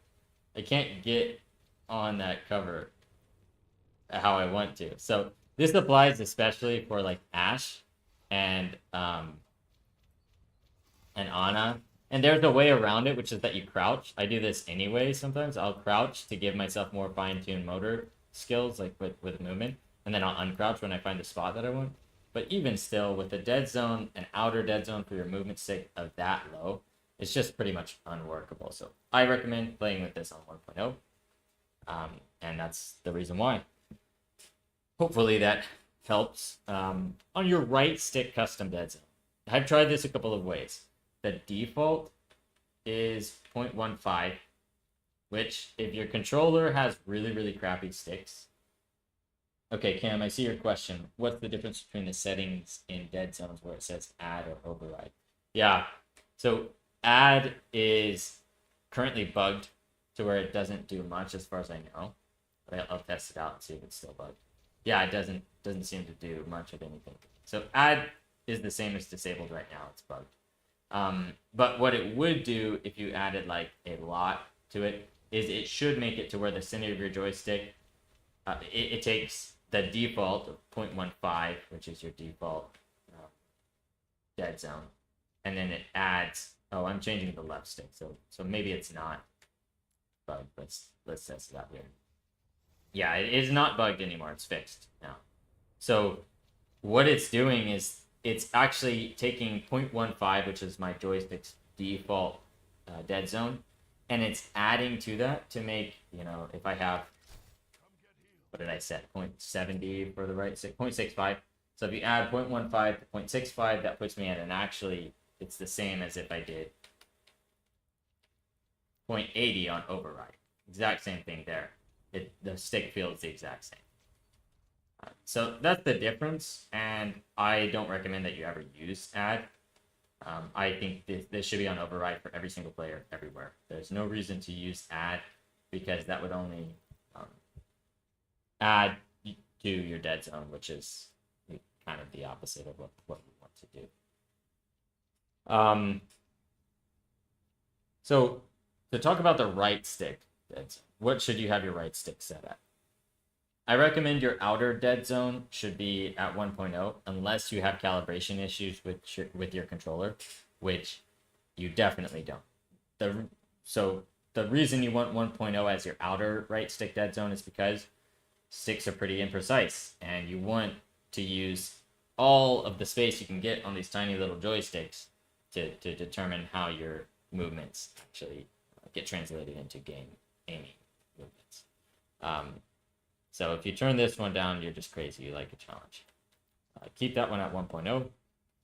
And for the dead zone inner on the right stick, as I said, the default is 0.15, and you can use that if you're comfortable with it, especially if you've been playing for a really long time, because changing this will drastically affect your aim for at least a short time. I personally started on 0.15. And then I dropped down to 0.11, and then I noticed stick drift on my Elite Series 2 controller. So I put this back up to like 0.14, which is basically default, and I played like that for a long time. And then I decided, you know what, I'm going to get a new controller, and I got the controller that had the least amount of stick drift, and I'll show you what it looks like. You can see it in the lobby. It's got slight upward stick drift when I'm at 0.00. But I actually really don't mind this. As long as your settings are right and it's, you've got enough movement, the stick drift on your right stick doesn't affect you negatively all that much, if at all. So I actually found it to be pretty workable on a Stealth Ultra controller. And then I went back to play on an Elite Series 2, which is what I had the dead zones on to begin with. And all of a sudden, I was like, I cannot play on 0.14. This is just not comfortable, and so I swapped it back down to 0.00, even on the Elite Series 2, which has less precise sticks than this one and a whole lot more stick drift.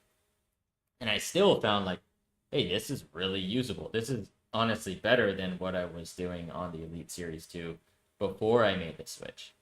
So I found that, was really pretty informative. It tells me that the lower your dead zones are, the better. And I would encourage you to try it on your controller, test it out first, but most likely you're going to notice that, like, hey, this feels super connected. I feel connected to the sticks in a way that, like, previously the small little motions that I didn't do anything. They didn't affect the game at all, but now they really, really are. So that's my encouragement, is try 0.00, give yourself some time to get used to it, and if you don't like it, you can always switch back. But as long as you don't have some crazy drift, I think you're going to have a lot more comfortability using 0 dead zones. It's going to make your sticks feel really, really, really responsive, honestly.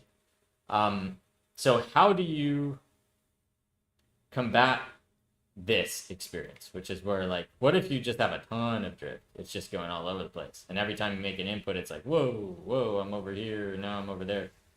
That is where aim assist ease in comes in. I have mine at 15 because my controller's sticks are pretty good. But aim ease in just basically affects the very beginning of your joystick movements. Like, the very center of your joystick is going to be a little less responsive, and it will kind of ease in, as the name implies. It's not going to turn off those those movements, and I've heard it suggested that aim ease in is really like a dead zone setting. Before we even had dead zones, that's what people called this. And I was adamant, even in my HDR, in my Overwatch settings video, I said, that is not what this does. It's not the same as a dead zone. It is simply adding ease in to your joystick's movements. And if you recall, what I said was that 0.15 aim ease in was pretty much unusable when the default dead zone for everyone's sticks was across the board 0.15. It was just literally unusable because if you had aim ease in at some of the smallest values, it didn't do anything, and at some of the larger values, it did too much, and there was just no in between. There was no way to get a good balance of I want some responsiveness, but I want it to be a little bit eased in.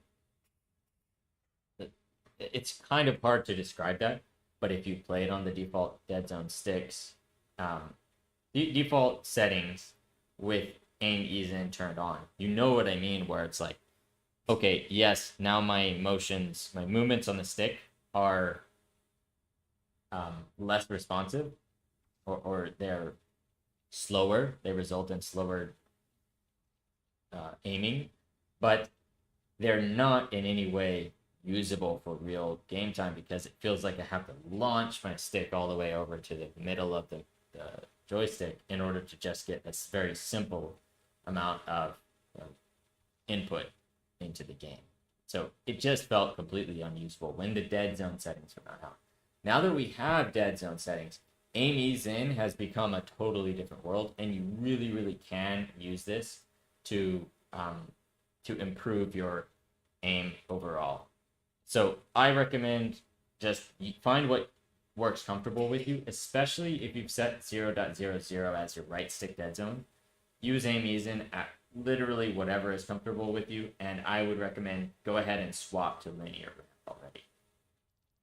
That's going to result in, you can really achieve legendary levels of aim just by a combination of those settings.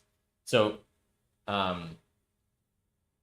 my recommendation for most like Elite Series 2 controllers is somewhere around 60, 65. I play on 15, but you don't have to try that. I also should note that the Stealth Ultra, the controller that I play on, it has this inbuilt setting to make the sticks, they call it precision, fast, or linear curves. So in addition to the aim technique in the Overwatch game, you can also adjust your aim technique in the the controller settings. And the Elite Series 2 has a similar thing with the stick curves that you can customize, but I have tested it out. It's good enough to use, sort of, but I probably wouldn't. I didn't find it to be as beneficial as all of the time and energy that I put into trying to find the right settings for it. So that's my advice for aim ease in. If you're on an Elite Series 2 or even a stock Xbox controller, I recommend 60% aim ease in. But there's a, it's whatever your preference is. So definitely go for that if you're feeling like attempting to test things out and see what actually works out for you. So that's what aim ease in does. Hopefully that helps. The last thing that I would say is aim smoothing is perhaps one of the most confusing and underwhelming settings on here. All of the pros right now, still to this date, will say either 98, 99, 98, 99, or sometimes 0 are good, but they'll recommend 98 and 99 for hit scan characters. And to me, that's bonkers. I can't believe that they would recommend anything other than 0. Because this setting is really designed for players that are new and haven't played a first-person shooter yet. So you won't be able to see what I'm talking about here, but aim smoothing at 100%, it adds a crazy amount of input latency. It will smooth out my inputs to where it's like, it knows that I tilted the stick a little bit, but it's gonna kind of ramp up to the max speed. So this is exceptionally noticeable.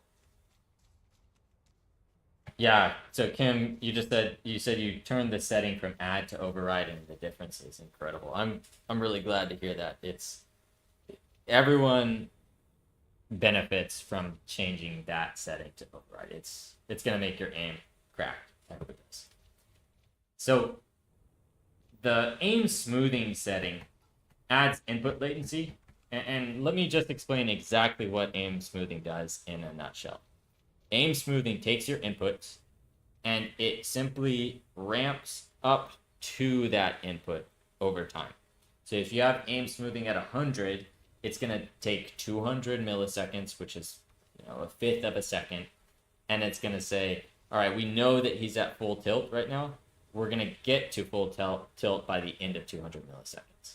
So it starts at 1% tilt and ramps up to 100. So let me show you me flicking the stick all the way over to the left. You see how it kind of like sped up?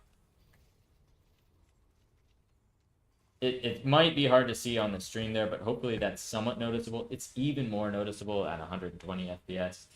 And it's pretty unusable when you're actually trying to play a competitive game and react to someone. Yeah, Miles, aim setting for Cassidy Reaper. Let me show you those real quick, and it'll go pretty similar to the stuff that I use for Soldier because Cassidy and Reaper are both hit scans. I play Cassidy in open queue pretty commonly and sometimes in regular games as well. He's kind of my go-to if Bastion and Soldier are both taken, but I did log a couple hours on him last season as well. So anyway, all of that on aim smoothing to say, before we jump into Cassidy and Reaper settings, you really want to get aim smoothing down to 0%. 98 and 99, if you have to, are viable, but the lower you get your aim smoothing, the more responsive your sticks become. You have no input latency, and the more accurate your game aim is going to look compared to if you're using aim smoothing. It's going to disconnect you from the actual motions that your sticks are making, and you need to, if you're going to climb the ladder, you need to kind of get the hang of what exactly are my aim adjustments actually doing. And you don't want any kind of handicap. It's not the same as aim assist, because aim assist is going to make your aim stick to targets, and obviously you need that because it's basically doing some aiming for you. So it's an advantage you have to have because everyone else has it. But you don't want aim smoothing on, because aim smoothing causes you to, it's agnostic. It doesn't care if you're aiming at a player or not. It only cares that your aim should be smooth, and that's not often what you want. If I'm tracking a tracer, I don't care about smooth aim. I want to be flick, flick, flick, watch the blink, watch the recall, and shoot at what I want to shoot at as fast as humanly possible. Honestly, as fast as inhumanly possible if you're playing on console aim assist. Okay, so best aim settings for Cassidy and Reaper. What I have for Reaper is the exact same as what I have for Soldier.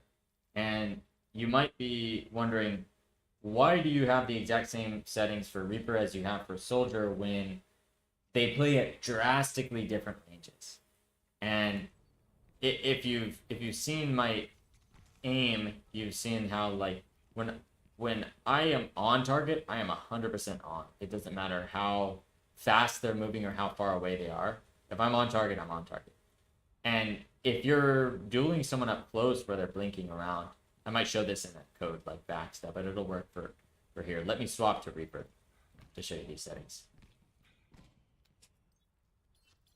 If I'm a Reaper and I'm playing on my same settings with 0% aim window size, that's the biggest contributing factor. Pretty much everything about my aim settings is the same across every single character in the game.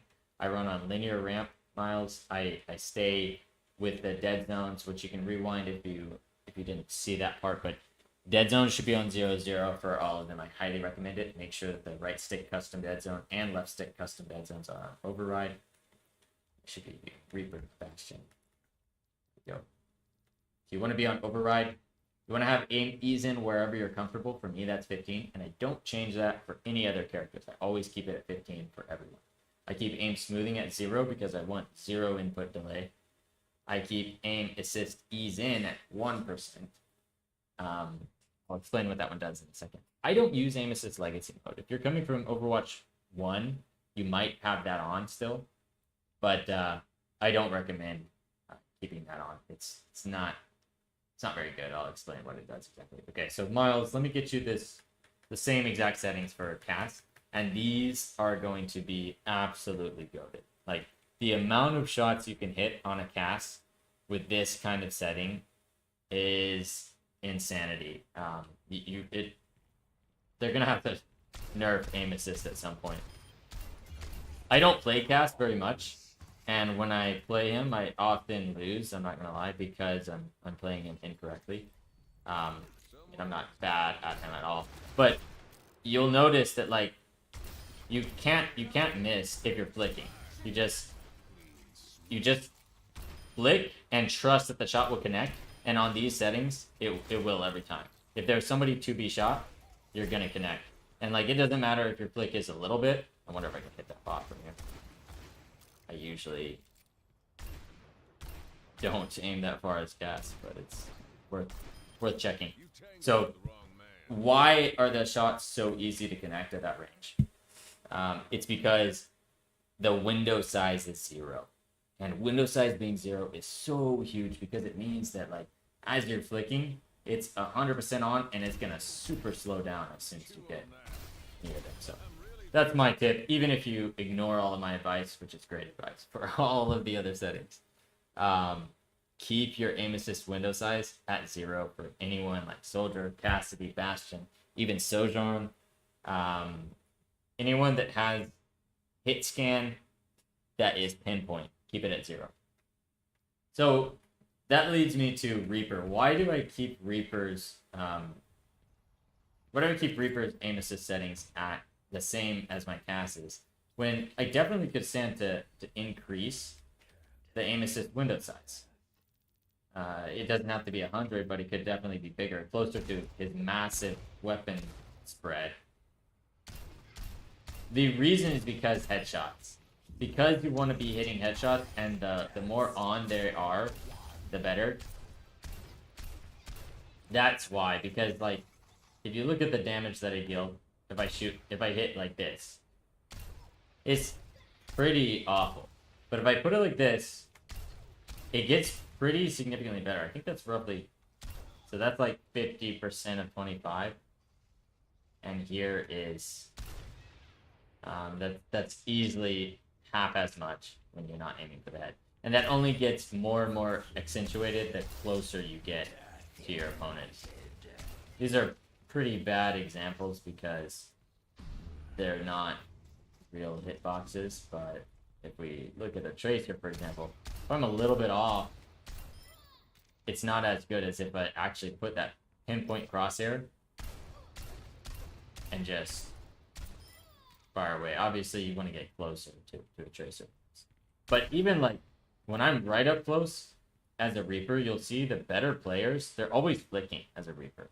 They're not trying to track, because even though you have a rapid fire rate, it's not rapid enough to not want to you just want to be on for the time that you... And flicks don't translate... Yeah, I love the headshot that you get.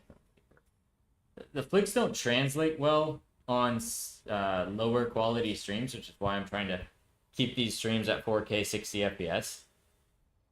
Because you really need higher frames per second to be able to see people flicking, but it's very clear that Reaper is based on flicking, and you want to ultimately flick to a headshot.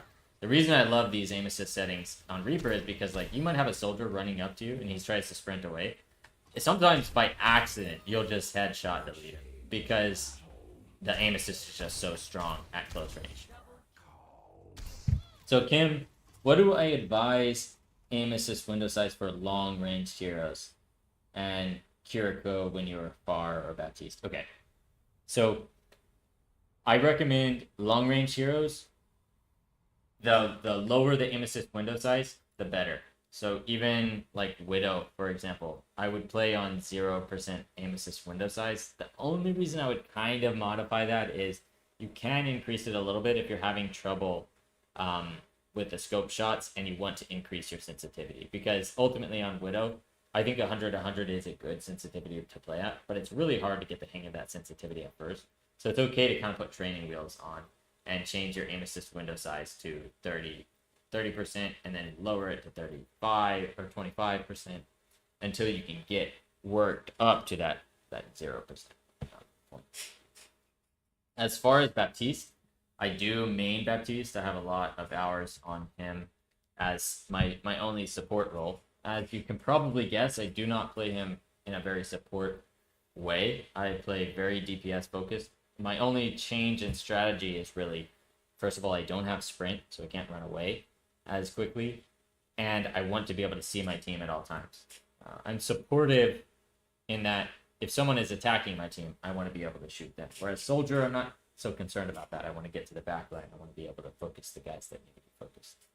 So for Baptiste, you'll see my settings are literally the exact same as Soldier 76. Nothing has changed here. And that works exceptionally well, like insanely well, because again, he's pinpoint hit scan. So it's just absolutely necessary that you have the ability to hit those shots. And I will say, I hate having to control BAP sensitivity. His recoil on console is really challenging. And this is a sort of a bad habit, but a good bad habit. I hold the heal button down when I'm shooting as Baptiste. This is my tip for you. It used to not be that way, and this can still kind of bite you, so I don't literally always hold it down, but often I do. If my teammates are in... Yeah, Miles, that's exactly right. Cassidy, Soldier, Reaper, Bastion, Baptiste all have the same settings. And that sounds revolutionary. I know a lot of other content creators do not use that. They'll change it drastically, but I really do believe that that's because of a misunderstanding of what each setting does. And I think if you try these settings out, especially with the dead zone settings, you'll notice that like not only is your aim more accurate on each character, it's more consistently accurate for every single one. The only exception I would say there is if you need to, you can increase Reaper aim assist window size to something that's more comfortable, but everything else is about the same. So for Kiriko, so that's my tip for Baptiste is I shoot heals and damage at the same time, and my teammates always are laughing about it. But it's so beneficial because I'll rack up some heals to charge ult just because I'm fighting within my team or near my team, and they get the splash damage even while I'm dealing damage. And because of the way Bap's mag got nerfed a while back, now you'll never run out of heals before you run out of bullets. So if you're constantly keeping your uptime up, you won't regret it. It'll be basically free heals because of the big splash radius on it. So for Kiriko, this is a great example of similar technique to how I aim for Genji. I do the same thing with Kiriko. I need to adjust it because I don't play with Kiriko very often, but my aim assist window size would be, it's actually a little bit lower than Genji because I think her projectiles are slightly lower, slightly faster speed, so she doesn't have to lead her shots as much. But my settings are the exact same. You still want 1% aim ease in, and everything else between the aim smoothing, aim ease in, all of that's the same. But aim assist ease in is going to be 40. Aim assist ease in is going to be 1%, and the aim assist window size is 45%. So that is the reason that 45% is what I go to on Kiriko is because I think she also needs 6%.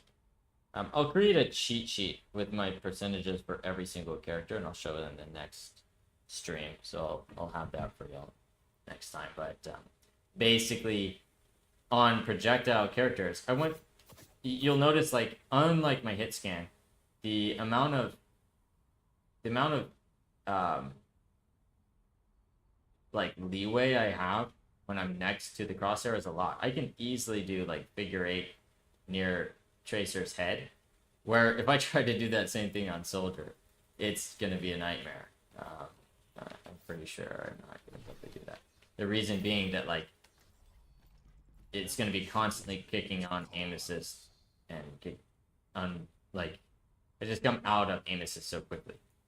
But for Kiriko, because I have that 50%, 45% window, it's actually really easy to do that. I'll find my own path. Do those figure eights while you're within the range.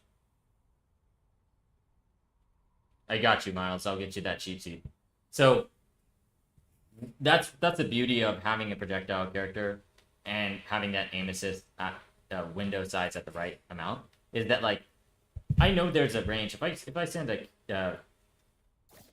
kunai out here, it's never gonna hit a tracer. I mean that might be a bad example because she can boom, but it'll never hit a cast if I send it all the way up here. He'd have to walk into it. So it's just simply too far to be reasonable. And even if he walked into it, he wouldn't be able to walk fast enough if I sent it all the way out here. So instead, I'm gonna set my window size low enough to where it's precise at every distance, but high enough to where it encompasses the general range of movement so that I could lead every shot exactly how much I need to. And Miles, what I said before you joined the stream is that every single hero has a very simple mathematical calculation of how many degrees of your field of view you should lead a shot in order for it to connect if the enemy keeps walking the same way that they are. So that's pretty revolutionary to know. I haven't heard anyone else talking about this, but it's important that you understand that because that degree is exactly the same amount no matter what distance you're at. So let's say Tracer is moving right. Let's just imagine that she is. If I put my crosshair right here, which is on my screen, it's probably 1.5 inches away from the center dot of my crosshair, it will always connect as long as Tracer doesn't move her view, her character the opposite way. I'm assuming that she's walking the way that she's facing right now. She's obviously not, so these shots are not. But if I get closer, the same Tracer, and I make that 1.5 inches of separation between, the center dot and the Tracer head that I'm trying to hit. If she was, now the hitbox is making it so close that it's hitting anyway. But if she walks the same way, by the time the kunai gets there, from when I fired it to the amount of distance that Tracer has walked, it's always going to equal out to the exact same thing. So that's why your aim assist window size needs to correctly reflect that, because it'll always be the same at every distance. Which is why on Soldier and other hit scans that are pinpoint hit scan, I honestly still feel like the aim assist window size is a little too much. Because at close range, it's totally fine. I'm not complaining about close range. Like, if I'm close range, yeah, that is too close, kind of. It's wide enough to where you can see it's connecting to probably her shoulder hitbox right now. And it shouldn't be because I can't even hit. And this is the lowest you can possibly set your aim assist window size. So, and at distance, it gets even worse. Like, at distance, I'm connecting to her hitbox out here. And now, for me, that's why I have aim assist ease in at 1% for every single character, because it gives you that kind of gyroscopic effect. Aim assist ease in, what it does is it means that the very center of your crosshair is very sticky and very rotational. It's going to really, really try to keep you on target if your center of your crosshair is on target. But aim assist ease in means that the external side of your aim assist window size is less sticky. So when I'm like out here, it's not as slow down as when I really get on target. Then it's really stuck on target. So aim assist ease in is a really helpful setting. I have played around with it on 100. I have played around with it at 0. I recommend 1% because it gives you that kind of self-aiming gyroscopic effect where if you're completely on, it stays 100% on. And if you're slightly off, it will actually get off, and you know, it will change that. It will change the amount of aim assist that you get, so that you can actually get even more on target. So it'll basically aim for you if you have aim ease in on 1% to a small degree. I like a high aim assist ease in, but I don't like that the aim assist ease in doesn't. If you were to do like 100% aim ease in, it does a good job of the gyroscopic effect of like kind of aiming for you. You can see how it like slows down and then it speeds up as it gets further away. But I don't like that it's so unsticky. Like this is me trying to just passing by the tracer. That's on aim assist ease in at 100. And now I'm going to show you what it looks like if I drop it down to 0. You'll see how it kind of like chalkily connects to the tracer. And that's kind of how I like it, because when I'm on, you kind of really see that I'm all the way on and it sticks. I'll show you some gameplay in just a second. But like when I'm on target, it is fully on there and it just kind of sticks there. So my short answer, Miles, is why wouldn't you want a high aim assist ease in? It's because you don't need it if your aim assist window size is 0%, because you don't need it to aim for you all that much because you're already almost 100% on target. Yeah. Here's what I started as. I started with aim assist window size at 100 and aim ease in at 100. And I think that's even what I recommended in my settings video if you've seen it. This was from before the dead zones were an option. And it's actually really, really good for people that are just learning the game, because you'll see that it's actually pretty sticky when I'm on target. It's at least somewhat sticky. And more importantly than it being sticky, it's like, it's very easy to move your view around. I can do figure eights around any character, and there's literally never a jarring moment. It never just goes, you know, boom, you're off target. Whereas it will do that on my current settings. But the benefit of having your window size at 0 and your aim assist ease in at 1 is that, well, now when I'm on target, I'm really on target. It doesn't matter if he has Grandmaster level movement. If it's a Mercy that's balking, I will still be on target as long as I just kind of give it a little bit of help, a little bit of prediction, and you'll be cooking. So it may get nerfed in the future. They may add a change that removes this. But at least for the time being, aim assist is very, very strong. And I hope they keep it that way, because I think it makes the console experience more fun compared to, you know, on PC, you've got all of the customization options, being able to change settings and all of that. Graphics settings. So anyway, that's almost everything that there is to say about the aim settings on console. But there's a little bit more in terms of console tips that I would share, which is that console aim and PC aim are not the same thing. And so anybody that's saying that they're the same and that you can combat them the same way with the same movement is, you know, they're selling you a little short there, because you really should be adapting your playstyle to dodge aim assist. You're not trying to dodge bullets from the enemies. You're trying to dodge their aim. You're trying to make their aim off. So I can give you some examples of that, but that definitely applies for Cassidy. For headshot characters like Ashe and Alari, what would be the difference in settings? I actually don't think there is one right now. Aside from, you know, you'll set your relative aim sensitivity different for your scoped in to whatever's comfortable, but you still want that 0% aim assist window. The only other exception I would say is if you like flicking characters like Ashe and Alari, Ashe is tracking and flicking, so you probably don't want to change much. But Alari, for example, you could use aim assist legacy mode, which is the old Overwatch 1 setting. Is changing your reticle important? Yes. it is very important. I'll explain why I have my reticle the way that I do. And I talked about this on my last stream as well, if you want to take a look. We lost one in this fight, which is a control. Oh, we got that kill on the Doom, though, so I think we're even. No, not anymore. We lost another 2 while I was talking. Oh, D.Va's pushing me. Okay, my sprint button is actually broken. I meant to say this.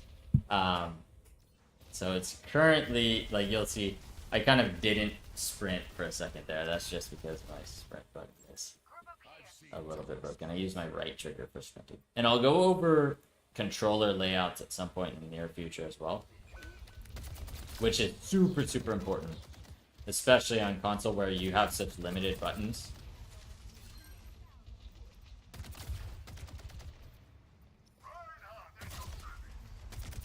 So that's the kind of aim assist that I'm talking about. It just totally sticks. You can hit pretty surgical headshots. Oh, she got big. But D.Va will die here. So, yeah, is changing your reticle important? Short answer, it is very important.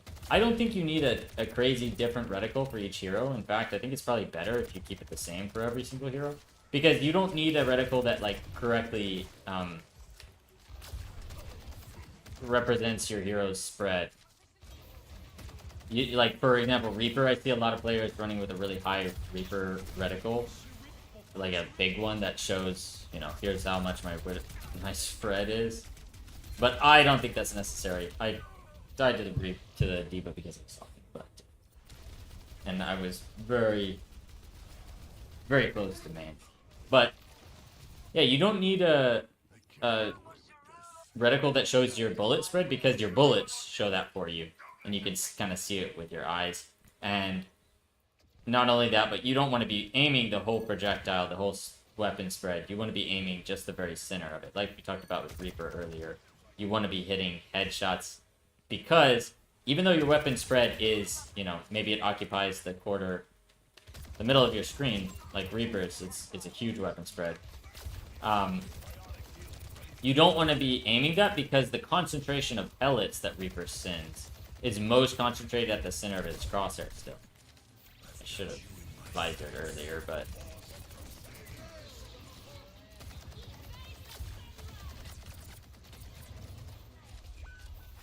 Yeah, our Alari kind of fed, so this fight might be lost. I'm gonna try to hit that soldier, but through Matrix is kind of hard. Anyway. For my soldier, why do I have the reticle the way that I do? It's because I want a really high contrast reticle, right? But I want to be able to see it from without focusing on it, you know? From far away. Or from far away am I hitting? That soldier hit better shots and I didn't realize that he was. You have to kind of monitor how many shots you've taken when dueling a tracking character like Soldier. Because you can disengage almost all the time safely. But if he hits headshots or you're not watching your health bar with your peripheral vision, then you are gonna, you know, you're gonna be killed before you can duck behind cover. Same with characters like Moira. You gotta kind of find a way to track your health in your lower left corner of your screen. So my crosshair here needs to be pinpoint. It needs to have a very small center. Which is what I have. I have that small triangle in the middle of the screen that you can see. But it also needs to be very visible when I'm up close and personal with, like, let's say I'm dueling a Moira or even a Reaper, unfortunately, when he gets the drop on me. When that happens, you want to be able to see your peripheral... You want to be able to see your crosshair kind of with your, not peripheral vision, but your focus vision. That was a good try with that. Oh, I did get that kill. I thought I didn't for a second there. I'm gonna ult this because I think it'd be cool. I died. That's terrible. If I had hit a helix or a headshot, I was kind of lazy there. We should win fight though. Yeah, just first back. So anyway, you'll notice that, like, I don't have a reticle that is actually a true crosshair, where it's like it connects in the middle, I intentionally leave an open gap in the middle, just a small amount, because I want to make sure that if I'm at range, let's pretend that the cap on that water bottle ad is an ash head. I want to be able to shoot that. Oh, that's terrible for my eyes. I want to be able to shoot that without while being able to see the rest of the ash movement. You know, you got to be able to check if they're crouching, if they have heals hitting them. So you want some open space. So that's what I would recommend, is like set a crosshair that's kind of similar to this. The goal of the crosshair portion is not to make it connected in the middle. It's to give you some space. There's a widow question mark, or is that an ash? Here, speak of the devil. Perfect example of like, you want to be able to see the movement that you're shooting at. Did she go upstairs? Oh, no, she is in here. She played that better than I did. I should have played big. So that's that Helix, Helix heal station. I thought I did, but I didn't put heal station. So Ashe wants to hit me in the head. She actually has to if she's gonna win this duel. That's why I'm like timing my ducks. She has a lot of heals, so I stand to gain not much by taking that duel. She's gonna be up there. I kind of knew that she was gonna be up there before she even came, because like she has only a few options. She can come from there or from there. Either way, it's like it's very predictable. Just the fact that there's only two options. So you don't have to decide one or another. You just understand that there's both and be ready for either. This is called frontlining, and I recommend every soldier player should do it every time you're playing. You just want to be on the front lines with no cover between you and a Junker Queen, or a... That's how I think the game is meant to be played. I gotta get heal station out. I don't know what killed me, actually. Obviously, I'm being sarcastic there. You do not want to be without cover on the front lines. And open queue kind of teaches you that a little bit. It teaches you some bad habits if you let it. But as you realize what you're doing wrong, you don't want to be on the front lines. You don't do more damage on the front lines as Soldier or someone like that. As Reaper, I think you can get away with it because there's enough sustain to be farmed, but I'm gonna hit the D.Va because I don't think she can do much to answer them. Yeah, so as a DPS like Soldier, you're really okay with dealing damage to somebody if you can chase them, because the DPS passive is so strong. It's just really impactful to cut off D.Va's main source of heals. This applies especially for open queue, less so in roll queue, but like in open queue, if you start to cut off the passive for one particular character, they can't recover. You know, they got to go find a big pack or something, and it just doesn't. So anyway, y'all, I think that's where we'll call this stream. It was a good one. Thanks for sticking by, and next time we'll talk about controller layout. I'll give you some tips on that. Catch y'all next time.